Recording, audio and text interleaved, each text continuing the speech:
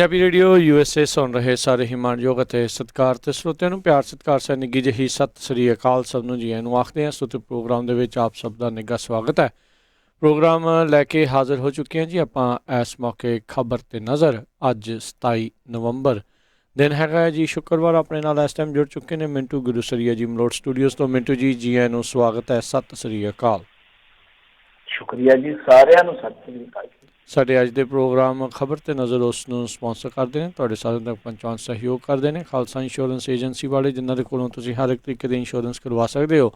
Insurance ਬਾਰੇ ਪਤਾ ਕਰਨ ਲਈ ਕਾਲ ਕਰ ਸਕਦੇ ਹੋ ਨੰਬਰ 408 272 2500 4082722500।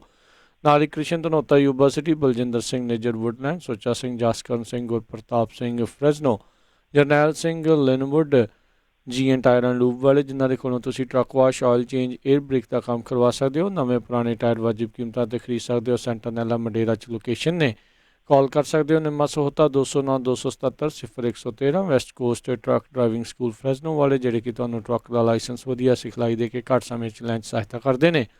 ਕਾਲ ਅਜੀਤ ਅਟਵਾਲ 559 374 45 41। ਇਹਨਾਂ ਸਾਰਿਆਂ ਦਾ ਬਹੁਤ ਬਹੁਤ ਧੰਨਵਾਦ। ਜੇਕਰ ਤੁਸੀਂ ਜਾਂ ਕੋਈ ਹੋਰ ਕਾਰੋਬਾਰ ਇਸ ਪ੍ਰੋਗਰਾਮ ਨੂੰ ਸਪਾਂਸਰ ਕਰਨਾ ਚਾਹੁੰਦੇ ਹੋ, ਸੰਪਰਕ ਕਰ ਸਕਦੇ ਹੋ ਨੰਬਰ 408 722 7698 ਦੇ ਉੱਤੇ।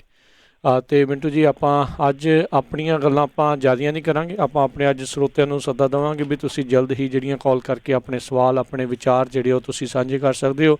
ਖਾਸ ਕਰਕੇ ਜਦੋਂ ਹੁਣ ਜਿਹੜੇ ਕਿਸਾਨਾਂ ਦਾ ਸੰਘਰਸ਼ ਜਿਹੜਾ ਆ ਉਹ ਇਸ ਟਾਈਮ ਚੱਲ ਰਿਹਾ ਆ, ਉਹ ਅੰਦੋਲਨ ਜਿਹੜਾ ਚੱਲ ਰਿਹਾ ਆ, ਜੋ ਕੁਛ ਆਪਾਂ ਦੇਖ ਰਹੇ ਹਾਂ ਦਿੱਲੀ ਦੇ ਵਿੱਚ ਜਾਣ ਤੋਂ ਲੈ ਕੇ ਜੋ ਕੁਛ ਵਾਪਰਿਆ, ਉਸ ਦੇ ਉੱਤੇ ਤੁਸੀਂ ਆਪਣੇ ਵਿਚਾਰ, ਆਪਣੇ ਸਵਾਲ ਜਿਹੜੇ ਪੁੱਛ ਸਕੋਗੇ। ਸੋ ਅੱਜ ਆਪਾਂ ਪਹਿਲਾਂ ਮੋਟੀ ਖਬਰ ਕਰਾਂਗੇ ਵੀ ਕੀ ਕੁਛ ਅੱਜ ਦੇ ਦਿਨ ਦੇ ਵਿੱਚ ਜਿਹੜਾ ਉੱਥੇ ਵਾਪਰਿਆ ਹੈਗਾ, ਅਤੇ ਉਸ ਤੋਂ ਬਾਅਦ ਦੇ ਵਿੱਚ ਸਰੋਤਿਓ ਆਪਾਂ ਜਿਹੜੀਆਂ ਕਾਲਸ ਉਹ ਖੋਲ੍ਹ ਦੇਵਾਂਗੇ ਤੁਹਾਡੇ ਸਾਰਿਆਂ ਦੇ ਲਈ। ਤੁਸੀਂ ਵੀ ਆਪਣੇ ਜਿਹੜੇ ਗੱਲਬਾਤ ਆ ਉਹ ਤੁਸੀਂ ਕਰ ਸਕਦੇ ਹੋ, ਸਵਾਲ ਜਿਹੜੇ ਉਹ ਤੁਸੀਂ ਕਰ ਸਕੋਗੇ ਨੰਬਰ 408 272 5200 ਦੇ ਉੱਤੇ 4082725250। ਸੋ ਮਿੰਟੂ ਜੀ ਗੱਲਬਾਤ ਦੀ ਸ਼ੁਰੂਆਤ ਜੇ ਕਰਦੇ ਜਾਈਏ, ਕਹਿੰਦੇ ਦਿੱਲੀ ਦੀ ਹਿੱਕ ਦੇ ਵਿੱਚ ਜਾ ਪਹੁੰਚੇ ਲੱਖਾਂ ਹੀ ਕਿਸਾਨ। ਬਿਲਕੁਲ, ਉਹ ਹਾਜ਼ੀ ਲੁਧਿਆਣਵੀ ਇੱਕ ਨਾ ਸ਼ਾਇਰ ਸੀਗੇ, ਬਹੁਤ ਵਧੀਆ, ਤੇ ਉਹਨਾਂ ਦਾ ਨਾ ਇੱਕ ਸ਼ੇਅਰ ਸੀਗਾ ਕਿ ਫਿਰ ਫਜ਼ਾ ਧੁੰਦਲੀ ਗਈ, फिर फजा धुंधला गई, आसार हैं तूफान के, कांपते हैं फूल कमरे में मेरे गुलदान के। गुलदान मतलब ਜਿਹੜਾ ਆਪਣਾ ਗਮਲਾ ਜਿਹਾ ਹੁੰਦਾ। ਸੋ ਇਹ ਇੱਕ ਤਰ੍ਹਾਂ ਨਾਲ ਕਹਿ ਲਓ ਕਿ ਇਮਕਾਨ ਸੀਗੇ ਕਿ ਇਹ ਜਿਹੜਾ ਤੂਫਾਨ ਚੜਿਆ ਵਾ ਪੰਜਾਬ ਤੋਂ, ਇਹਨੇ ਦਿੱਲੀ ਦੀ ਜੜ ਨੂੰ ਹਿਲਾਉਣਾ ਹੀ ਲਾਉਣਾ ਹੈ। ਤੇ ਅੱਜ ਵੀ ਜੇ ਤੁਸੀਂ ਦੇਖੋਗੇ ਨਾ, ਸ਼ੰਭੂ ਬੈਰੀਅਰ ਤੇ ਇਹਨਾਂ ਨੇ ਫਿਰ ਦੁਬਾਰਾ ਬੈਰੀਕੇਡਿੰਗ ਕੀਤੀ ਸੀਗੀ, ਉਹ ਵੀ ਪਲਾਂ 'ਚ ਟੁੱਟ ਗਈ ਸਮਝ ਲਓ। ਤੇ ਹਰਿਆਣਾ ਤਾਂ ਟੋਟਲੀ ਚਲੋ ਪ੍ਰਸ਼ਾਸਨ ਕਹਿੰਦੇ ਆਪਾਂ, ਹਰਿਆਣਾ ਸਟੇਟ ਨਹੀਂ ਕਹਾਂਗੇ, ਕਿਉਂਕਿ ਹਰਿਆਣੇ ਵਾਲਿਆਂ ਨੇ ਤਾਂ ਬਹੁਤ ਦਿਲ ਖੋਲ ਕੇ ਸਵਾਗਤ ਕੀਤਾ ਕਿਸਾਨਾਂ ਦਾ। ਹਰਿਆਣਾ ਪ੍ਰਸ਼ਾਸਨ ਸਰੈਂਡਰ ਹੀ ਕਰ ਗਿਆ। ਪਾਣੀਪਤ, ਸੋਨੀਪਤ, ਮਤਲਬ ਕਿ ਉੱਥੋਂ ਤੱਕ ਪਹੁੰਚ ਗਏ ਸੀਗੇ ਸਾਡੇ ਜਿਹੜੇ ਪੰਜਾਬੀ ਕਿਸਾਨ ਸੀਗੇ। ਉੱਥੋਂ ਤੱਕ ਜਿਹੜੇ ਪਹਿਲਾਂ ਕੱਲ੍ਹ ਲੰਘ ਗਏ ਸੀਗੇ, ਉੱਥੋਂ ਤੱਕ ਪਹੁੰਚੇ ਪਏ ਸੀਗੇ। ਤਾਂ ਉੱਥੇ ਕੀ ਹੋਇਆ ਕਿ ਕੁਛ ਥਾਵਾਂ 'ਤੇ ਇਹਨਾਂ ਨੂੰ ਰੋਕਿਆ ਗਿਆ, ਮਸਲਨ ਜਿੱਦਾਂ ਹਾਂਸੀ ਦੇ ਵਿੱਚ, ਸੋਨੀਪਤ ਦੇ ਵਿੱਚ, ਰੋਹਤਕ ਦੇ ਵਿੱਚ, ਪਰ ਉਹ ਨਹੀਂ ਰੁਕੇ। ਮਿੱਟੀ ਦੇ ਉਹਨਾਂ ਨੇ ਟਿੱਲੇ ਜਿਹੇ ਬਣਾ ਦਿੱਤੇ, ਜਿੱਦਾਂ ਟਿੱਬੇ ਹੁੰਦੇ ਆ, ਉਸ ਤੋਂ ਵੀ ਟਰੈਕਟਰ ਜਿਹੜੇ ਆ ਸ਼ੂਕਦੇ ਗਏ। ਜਿਵੇਂ ਸਰਜੀਤ ਭੁੱਲਰ ਨੇ ਕਹਿੰਦੇ ਹੁਣ ਤੇਰੇ ਪੇਕਿਆਂ ਨੂੰ ਫੋਨ ਸ਼ੂਕਦਾ ਜਾਓ, ਬਸ ਸ਼ੂਕਦੇ ਹੀ ਗਏ ਆ। ਤੇ ਜਿੱਥੇ ਵੀ ਕਿਤੇ ਕੋਈ ਅੜਚਨ ਆਈ ਆ, ਪਾਸੇ ਹੋ ਜਾਂਦੇ ਸੀਗੇ। ਇਹ ਪਾਸੇ ਹੋ ਗਏ ਆ। ਜੇ ਤੁਸੀਂ ਦੇਖੋਗੇ ਤਾਂ ਅੱਜ ਡੱਬ ਵਾਲੀ ਨਾਕਾ ਜਦੋਂ ਟੁੱਟਿਆ, ਸਾਡੇ ਤੱਕ ਕਿਉਂਕਿ ਪਿੰਡਾਂ ਦੇ ਕੋਲ ਆ, ਵੇਖਣ ਦੀ ਗੱਲ ਆ ਕਿ ਰਾਜ ਕਰਨਦੀਪ ਸਿੰਘ ਜੀ ਲੱਖ ਬੰਦਾ ਤੇ ਇੱਥੋਂ ਟੱਪ ਗਿਆ। ਉਹ ਲੱਖਾਂ ਨੇ ਪਹੁੰਚਣਾ ਦਿੱਲੀ ਦੇ ਵਿੱਚ, ਹਜੇ ਪਹੁੰਚੇ ਨਹੀਂ।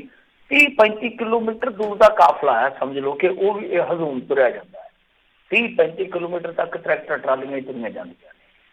ਸੋ ਇਹ ਇੱਕ ਤਰ੍ਹਾਂ ਨਾਲ ਕਹਿ ਲਓ ਕਿ ਮੈਂ ਕਹਿੰਦਾ ਕਿ ਜਨ ਸੈਲਾਬ ਨਹੀਂ ਹੈ, ਜਿਵੇਂ ਕਿ ਸ਼ਬਦ ਇਸਤੇਮਾਲ ਕੀਤਾ ਜਾਂਦਾ ਹੈ ਕਿ ਲੋਕਾਂ ਦਾ ਸੈਲਾਬ।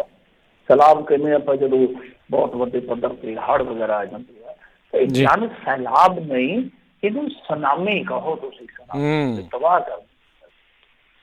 ਹੁਣ ਹੋਇਆ ਕਿ ਜਿਵੇਂ ਮੈਂ ਤੁਹਾਨੂੰ ਦੱਸਿਆ ਕਿ ਸਾਰੇ ਨਾਕੇ ਵਗੈਰਾ ਤੋੜ ਦਿੱਤੇ ਗਏ, ਕੁਛ ਕੱਲ੍ਹ ਤੋੜ ਦਿੱਤੇ ਗਏ, ਕੁਛ ਡੱਬ ਵਾਲੀ ਵਾਲਾ ਜਿਹੜਾ ਤੋੜਿਆ ਇਹਨਾਂ ਨੇ, ਉਹ ਤੇ ਇਸ ਤਰ੍ਹਾਂ ਹੈ ਜਿਵੇਂ ਤਾਸ਼ ਦੀ ਉਹ ਹੁੰਦੀ ਹੈ ਨਾ, ਜਿਹੜੀ ਬੱਤੀ ਜੀ ਬਣੀ ਹੁੰਦੀ ਹੈ, ਉਹਨੂੰ ਠੁੱਡਾ ਮਾਰ ਕੇ ਖਿਲਾਰ ਦਿੰਦਾ। ਮੈਂ ਕਹਿੰਦਾ 5 ਮਿੰਟ ਦੇ ਵਿੱਚ ਵੀ ਤੋੜ ਦਿੱਤਾ ਇਹਨਾਂ ਨੇ।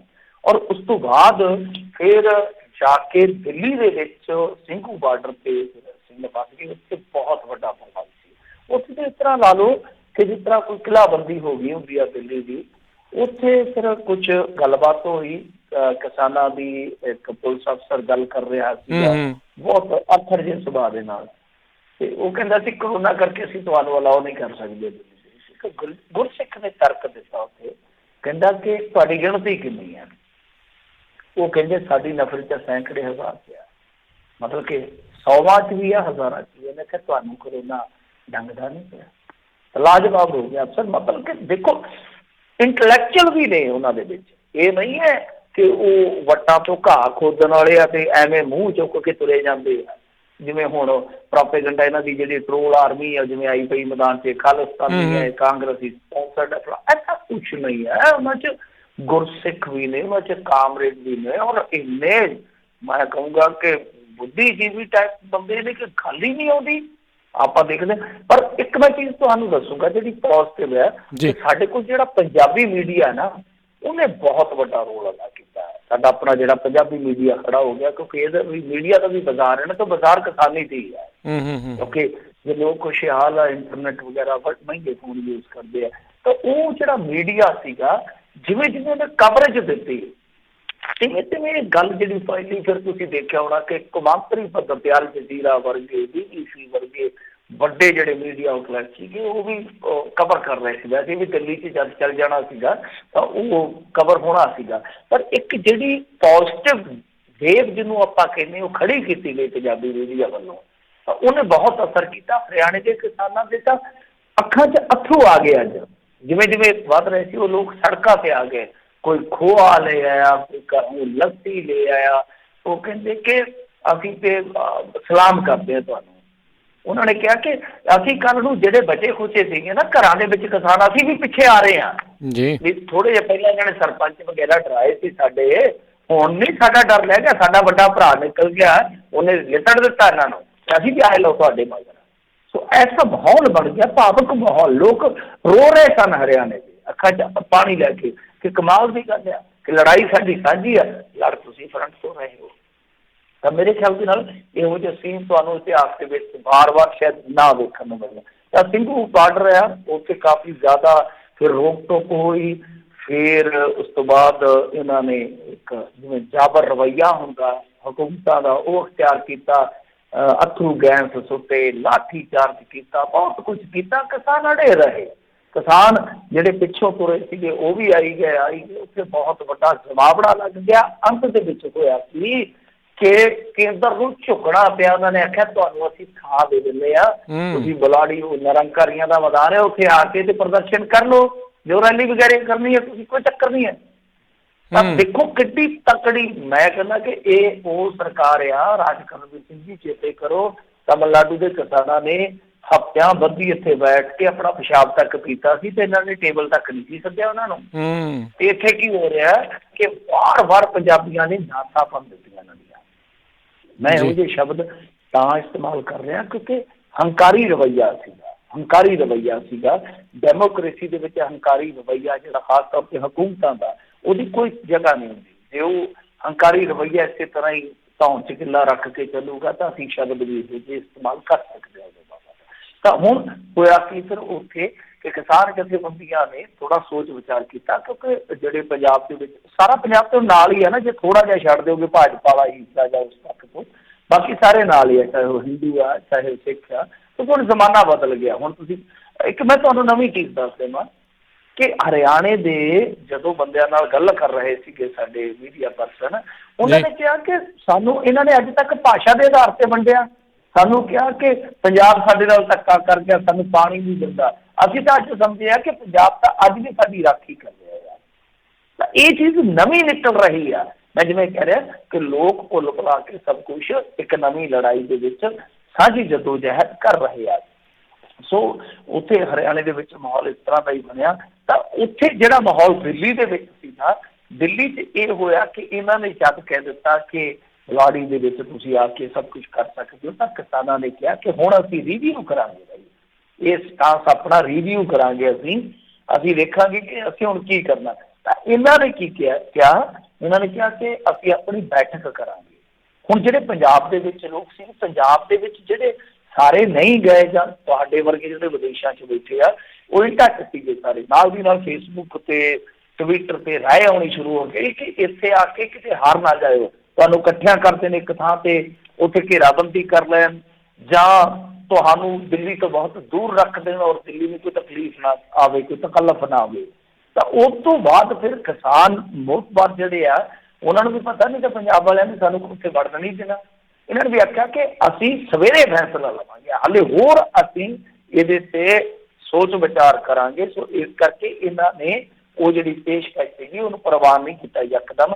ਤਾਂ ਇਸ ਵੇਲੇ ਤੁਸੀਂ ਕਹਿ ਸਕਦੇ ਹੋ ਕਿ ਦਿੱਲੀ ਦੇ ਜਿਹੜੇ ਮੇਨ 3-4 ਪੁਆਇੰਟ ਆ, ਮੁੰਡਕਾ ਵੱਢ ਰਿਹਾ, ਕੁੰਡਲੀ ਵੱਢ ਰਿਹਾ, ਸਿੰਘੂ ਵੱਢ ਰਿਹਾ, ਜਿਹੜੇ ਮੇਨ ਪੁਆਇੰਟ ਆ ਰੋਕ ਦਿੱਤੇ ਗਏ ਆ। ਤਾਂ ਬਹੁਤ ਵੱਡੇ ਪੱਧਰ ਤੇ ਕਿਸਾਨ ਜਿਹੜੇ ਆ ਉੱਥੇ ਜਾ ਰਹੇ ਆ।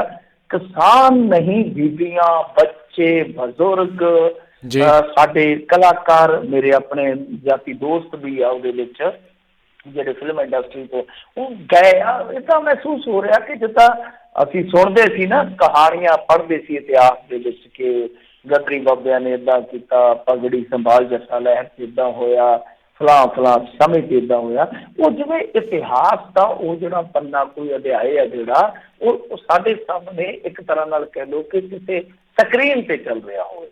ਸੋ ਐਸਾ ਹੈ ਜੋ ਪੰਜਾਬ 'ਚ ਬੈਠੇ ਆ, ਸੱਚ ਪੁੱਛੋ ਕੋਈ ਅੱਜ ਆਸਟ੍ਰੇਲੀਆ ਇੰਡੀਆ ਦਾ ਮੈਚ ਕਿ ਇੰਨੇ ਚਿਰ ਬਾਅਦ ਇੰਟਰਨੈਸ਼ਨਲ ਕ੍ਰਿਕਟ ਮੈਚ ਹੀ ਕਿਸੇ ਨੇ ਦੇਖਿਆ, ਕਿਸੇ ਨੇ ਨਹੀਂ ਦੇਖਿਆ।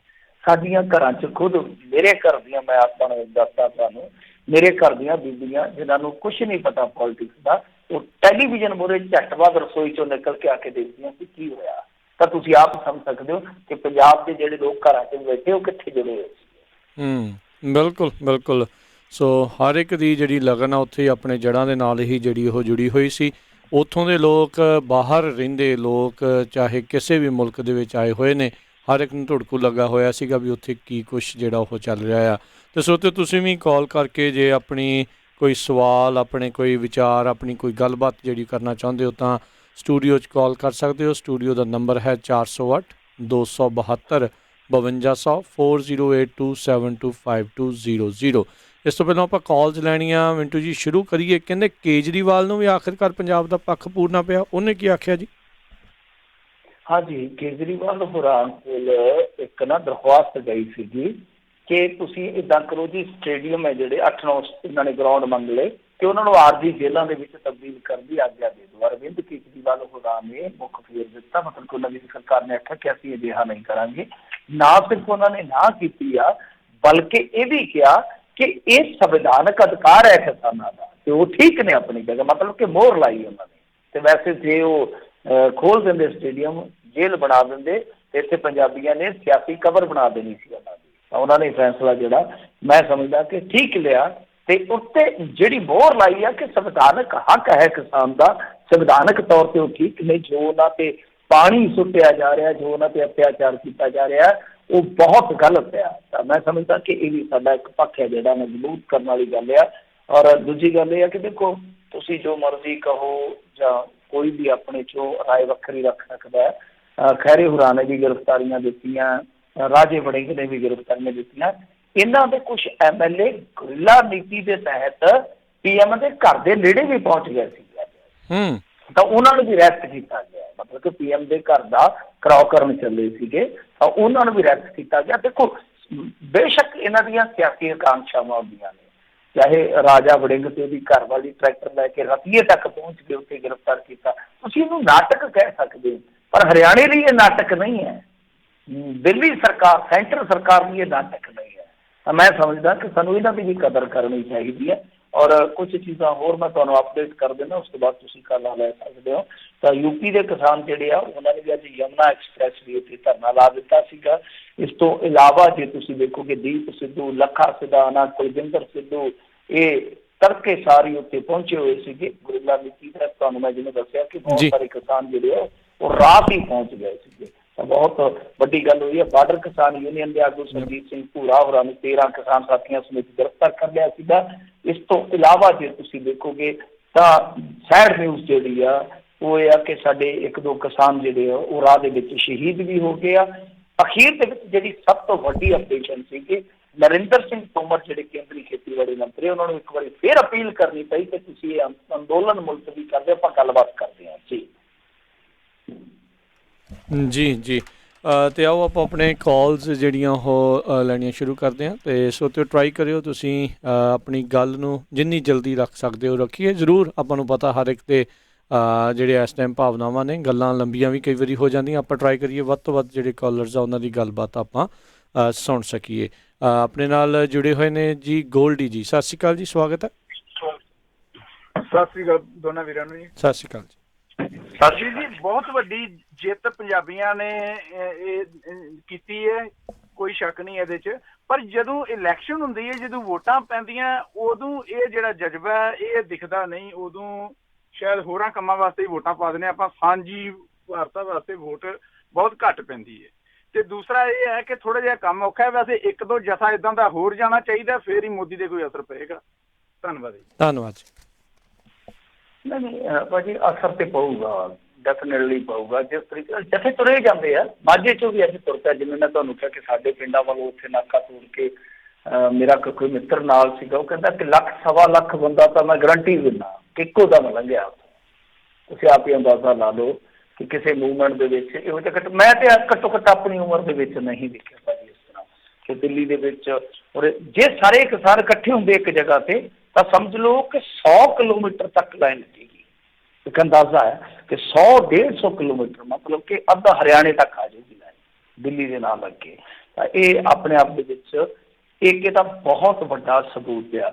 ਰਹੀ ਗੱਲ ਜਿਹੜਾ ਤੁਹਾਡਾ ਇਹ ਪ੍ਰਸ਼ਨ ਆ, ਅਸਲ ਦੇ ਵਿੱਚ ਕੀ ਆ ਕਿ ਇਹਦੇ ਕਈ ਕਾਰਨ ਆ, ਲੰਮੀ ਚੌੜੀ ਇਹਦੇ 'ਚ ਡਿਬੇਟ ਹੋ ਸਕਦੀ ਹੈ। ਪਰ ਆਪਾਂ ਕਿਉਂਕਿ ਅੱਜ ਸੰਖੇਪ 'ਚ ਰੱਖਾਂਗੇ, ਮੁਕਤਸਰ ਰੱਖਾਂਗੇ, ਤਾਂ ਕਿ ਦੂਸਰੇ ਵੱਧ ਤੋਂ ਵੱਧ ਜਿਹੜੇ ਆਪਣੇ ਲਿਸਨਰ ਆ ਜਾਂ ਆਪਣੇ ਜਿਹੜੇ ਪਰਿਵਾਰ ਦੇ ਮੈਂਬਰ ਉਹ ਗੱਲ ਰੱਖ ਸਕਣ। ਅਸਲ ਦੇ ਵਿੱਚ ਕੀ ਆ ਕਿ ਸਾਡੇ ਕੋਲ ਆਪਸ਼ਨ ਬਹੁਤ ਘੱਟ ਸੀ, ਜਾਂ ਪੋਲੀਟੀਕਲ ਮੂਵਮੈਂਟ ਉੱਠੀਆਂ ਜਿੱਦਾਂ ਆਮ ਆਦਮੀ ਪਾਰਟੀ ਸੀ, PPP ਸੀਗੀ, ਲੋਕ ਭਲਾਈ ਪਾਰਟੀ, ਇਹਨਾਂ ਨੇ ਨਿਰਾਸ਼ ਵੀ ਕੀਤਾ ਲੋਕਾਂ ਨੂੰ। ਪਰ ਮੇਰੀ ਇੱਕ ਆਪਣੀ ਇੱਕ ਤਰ੍ਹਾਂ ਨਾਲ ਕਹਿ ਲਓ ਕਿ ਮੇਰੀ ਆਪਣੀ ਸੋਚ ਆ, ਮੇਰਾ ਆਪਣਾ ਵਿਜ਼ਨ ਆ, ਮੇਰੀ ਆਪਣੀ ਇੱਕ ਕਲਪਨਾ ਹੈ ਕਿ ਜਦ ਵੀ ਇੰਡੀਆ ਦੇ ਵਿੱਚ ਪੋਲੀਟੀਕਲ ਰੈਵੋਲੂਸ਼ਨ ਹੋਏਗਾ, ਉਹਦਾ ਮੁੱਢ, ਉਹਦਾ ਜਨਮਦਾਤਾ ਵੀ ਪੰਜਾਬ ਹੋਏਗਾ। ਤਾਂ ਮੇਰੇ ਖਿਆਲ ਦੇ ਨਾਲ ਸਮਝ ਲਓ ਕਿ ਉਸ ਘੜੀ ਦਾ, ਇਸ ਵੇਲੇ ਦੇ ਕਹੀਏ ਆਪਾਂ, ਉਸ ਘੜੀ ਦਾ ਮੇਰੇ ਖਿਆਲ ਦੇ ਨਾਲ ਮੁੱਢ ਵੱਜ ਚੁੱਕਾ। ਅੱਜ ਸਾਡੇ ਕੋਲ ਨੌਜਵਾਨ ਲੀਡਰਸ਼ਿਪ ਦੀ ਇੱਕ ਕਤਾਰ ਹੈ, ਇੱਕ ਪਾਲ ਹੈ। ਇੱਥੋਂ ਲੱਗ ਜਾਓ ਲੰਬੀ ਤੋਂ, ਮੈਂ ਤੁਹਾਨੂੰ ਦੱਸ ਸਕਦਾ, ਪਰ ਮੈਂ ਇਕੱਲੇ ਇਕੱਲੇ ਦਾ ਨਾਂ ਨਹੀਂ ਲਊਂਗਾ। ਤੇ ਉਹ ਚੰਡੀਗੜ੍ਹ ਤੀਕ ਇੰਨੇ ਨੌਜਵਾਨ ਮੁੰਡੇ ਆ, ਮੇਰੇ ਖਿਆਲ ਦੇ ਨਾਲ ਜੇ ਤੁਸੀਂ ਉਹਨਾਂ ਨੂੰ ਤਕੜੇ ਇੰਟਰਨੈਸ਼ਨਲ ਇੰਟਲੈਕਚੁਅਲ ਦੇ ਸਾਹਮਣੇ ਵੀ ਬਿਠਾ ਦਿਓ, ਉੱਤੇ ਫਿਲ ਕਰ ਦੇਣਗੇ ਜੀ। ਆਪਣੇ ਅਗਲੇ ਕਾਲਰ ਜੁੜੇ ਨੇ ਰਾਜ ਜੀ, ਸਤਿ ਸ਼੍ਰੀ ਅਕਾਲ। ਹਾਂਜੀ, ਸਤਿ ਸ਼੍ਰੀ ਅਕਾਲ ਮਿੰਟੂ ਜੀ, ਸਤਿ ਸ਼੍ਰੀ ਅਕਾਲ। ਸਤਿ ਸ਼੍ਰੀ ਅਕਾਲ। ਸਤਿ ਸ਼੍ਰੀ ਅਕਾਲ ਜੀ। ਹਾਂਜੀ ਮਿੰਟੂ ਜੀ, ਪਹਿਲਾਂ ਤਾਂ ਮੈਂ ਤੁਹਾਨੂੰ ਤੇ ਤੁਹਾਡੇ ਵਰਗੇ ਸਾਰੇ ਜਿਹੜੇ ਪੰਜਾਬ ਹੈਸੀ ਲੋਕ ਸੀਗੇ ਜਿਨ੍ਹਾਂ ਨੇ ਜੋਤ ਜਗਾਈ ਰੱਖੀ ਤੇ ਅੱਜ ਇਹ ਜੋਤ ਜਵਾਲਾ ਬਣ ਗਈ ਜੀ, ਉਹਨਾਂ ਨੂੰ ਵਧਾਈ ਦਿੰਦਾ ਜੀ। ਇਹ ਤੁਹਾਡੇ ਵਰਗੇ ਲੋਕਾਂ ਕਰਕੇ ਸੰਭਵ ਹੋ ਸਕਿਆ ਕਿ ਜਿਨ੍ਹਾਂ ਨੇ ਇਹ ਜਾਗ ਲਾਈ ਰੱਖੀ ਤੇ ਪੰਜਾਬ ਜਿਹੜਾ ਨਿਰਾਸ਼ਾ ਦੇ ਆਲਮ ਦੇ ਵਿੱਚੋਂ ਜਾਗਿਆ ਜੀ ਅੱਜ, ਤੇ ਵਧਾਈ ਹੋਵੇ ਜੀ ਤੁਹਾਨੂੰ। ਦੂਜੀ ਮੇਰਾ ਸਵਾਲ ਇਹ ਹੈ ਜੀ, ਤੁਸੀਂ ਖਬਰ ਕੀਤੀ ਸੀ ਵੀ ਪੰਜਾਬ ਹਰੇਕ ਘੋਲ ਦਾ, ਭਲਾ ਉਹ ਸਰਹੱਦ ਦੀ ਲੜਾਈ ਹੋਵੇ ਤੇ ਭਾਵੇਂ ਅੰਦਰੂਨੀ ਕੋਈ ਘੋਲ ਹੋਵੇ, ਲੀਡਰ ਰਿਹਾ। ਤੇ ਐਮਰਜੈਂਸੀ ਦਾ ਵੀ ਪੰਜਾਬ ਲੀਡਰ ਸੀ ਤੇ ਹੁਣ ਵੀ ਲੀਡਰ, ਇਹਨਾਂ ਦਾ ਵੀ ਲੀਡਰ ਹੈ। ਤੇ ਐਮਰਜੈਂਸੀ ਵੇਲੇ ਉਹਦਾ ਖਮਿਆਜਾ ਜਿਹੜਾ ਭੁਗਤਣਾ ਪਿਆ ਬਲੂ ਸਟਾਰ ਐਕਸ਼ਨ ਨਾਲ, ਤੇ ਜਿਹੜੇ ਦਿੱਲੀ ਦੇ ਕਤਲੇਆਮ ਨਾਲ ਸਾਨੂੰ ਭੁਗਤਣਾ ਪਿਆ। ਤੇ ਫਿਊਚਰ ਵਿੱਚ ਵੀ ਸਾਡੇ ਨਾਲ ਇਸ ਤਰ੍ਹਾਂ ਹੋ ਸਕਦਾ, ਔਰ ਜਾਂ ਇਹਦੀ ਰੋਕਥਾਮ ਲਈ ਸਾਨੂੰ ਕੀ ਕਰਨਾ ਚਾਹੀਦਾ, ਕਿਸ ਤਰ੍ਹਾਂ ਦੀ ਤਕਨੀਕ ਅਪਣਾਉਣੀ ਚਾਹੀਦੀ ਹੈ ਜੀ? ਇਹ ਮੇਰਾ ਸਵਾਲ ਹੈ ਜੀ। ਧੰਨਵਾਦ। ਨਹੀਂ ਦੇਖੋ, ਉਦੋਂ ਤੋਂ ਲੈ ਕੇ ਹੁਣ ਤੱਕ ਭਾਜੀ ਕਾਫੀ ਕੁਛ ਬਦਲ ਚੁੱਕਾ ਵਾ। ਇੱਕ ਤੇ ਇਹ ਆ ਕਿ ਸਿੱਖ ਕੌਮ ਜਿਹੜੀ ਖਾਸ ਤੌਰ ਤੇ ਜੇ ਆਪਾਂ ਲਈਏ, ਵੈਸੇ ਚਲੋ ਆਪਾਂ ਨੂੰ ਹੁਣ ਉਹ ਨਹੀਂ ਲੈਣਾ ਚਾਹੀਦਾ, ਮੈਂ ਤਾਂ ਕਹਿੰਦਾ ਹੁਣ ਆਪਾਂ ਪੰਜਾਬੀ ਬਣ ਕੇ ਇਸ ਚੀਜ਼ ਨੂੰ ਅੱਗੇ ਲੈ ਕੇ ਚੱਲੀਏ ਤਾਂ ਬਿਹਤਰ ਆ। ਤਾਂ ਜੇ ਤੁਸੀਂ ਦੇਖੋਗੇ ਤਾਂ ਸਿੱਖ ਕੌਮ ਦਾ ਬਹੁਤ ਜ਼ਿਆਦਾ ਫੈਲਾਅ ਹੋਇਆ, ਇੰਟਰਨੈਸ਼ਨਲ ਪੋਲੀਟਿਕਸ ਤੱਕ ਜੇ ਆਪਾਂ ਦੇਖੀਏ ਤਾਂ ਬਹੁਤ ਜ਼ਿਆਦਾ ਮਜ਼ਬੂਤ ਹੋ ਗਿਆ। ਹੁਣ ਉਹ ਚੀਜ਼ਾਂ ਨਹੀਂ ਰਹੀਆਂ। ਦੂਸਰਾ, ਮੈਂ ਜਿਵੇਂ ਕਿਹਾ ਕਿ ਅੱਜ ਆਪਣੇ ਕੋਲ ਆਪਣਾ ਦਾ ਮੀਡੀਆ ਹੈ, ਉਸ ਟਾਈਮ ਤੁਹਾਡੇ ਕੋਲ ਕੁਛ ਵੀ ਨਹੀਂ ਸੀਗਾ। ਤੁਹਾਨੂੰ ਤੇ ਕੀਰਤਨ ਰੇਲੇ ਕਰਵਾਉਣ ਵਾਸਤੇ ਵੀ ਪ੍ਰਦਰਸ਼ਨ ਕਰਨੇ ਪਏ ਸੀ ਉਸ ਟਾਈਮ, ਸ਼ਾਇਦ ਯਾਦ ਹੋਏਗਾ ਤੁਹਾਨੂੰ। ਤਾਂ ਇਹ ਬਹੁਤ ਚੀਜ਼ਾਂ ਬਦਲ ਚੁੱਕੀਆਂ ਨੇ, ਹੁਣ ਉਹ ਚੀਜ਼ਾਂ ਨਹੀਂ ਹੈ।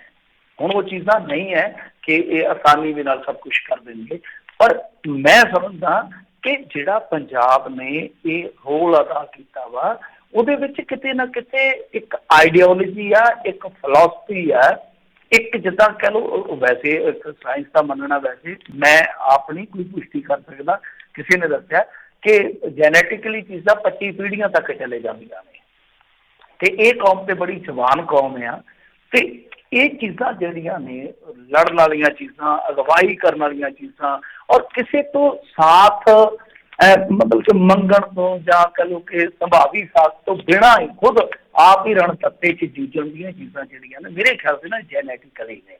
ਤਾਂ ਮੈਨੂੰ ਨਹੀਂ ਲੱਗਦਾ ਕਿ ਕੋਈ ਬਹੁਤਾ ਸਟਰੋਂਗਲੀ ਰਿਐਕਟ ਕਰਨਗੇ। ਮੋਦੀ ਸਰਕਾਰ ਵੀ ਆਪਣੇ ਆਪ ਦੇ ਵਿੱਚ ਡਰ ਗਈ, ਉਹਨਾਂ ਨੂੰ ਕਿਆਫਾ ਹੀ ਨਹੀਂ ਸੀਗਾ ਕਿ ਆਹ ਵੀ ਕੁਛ ਹੋ ਜਾਊਗਾ।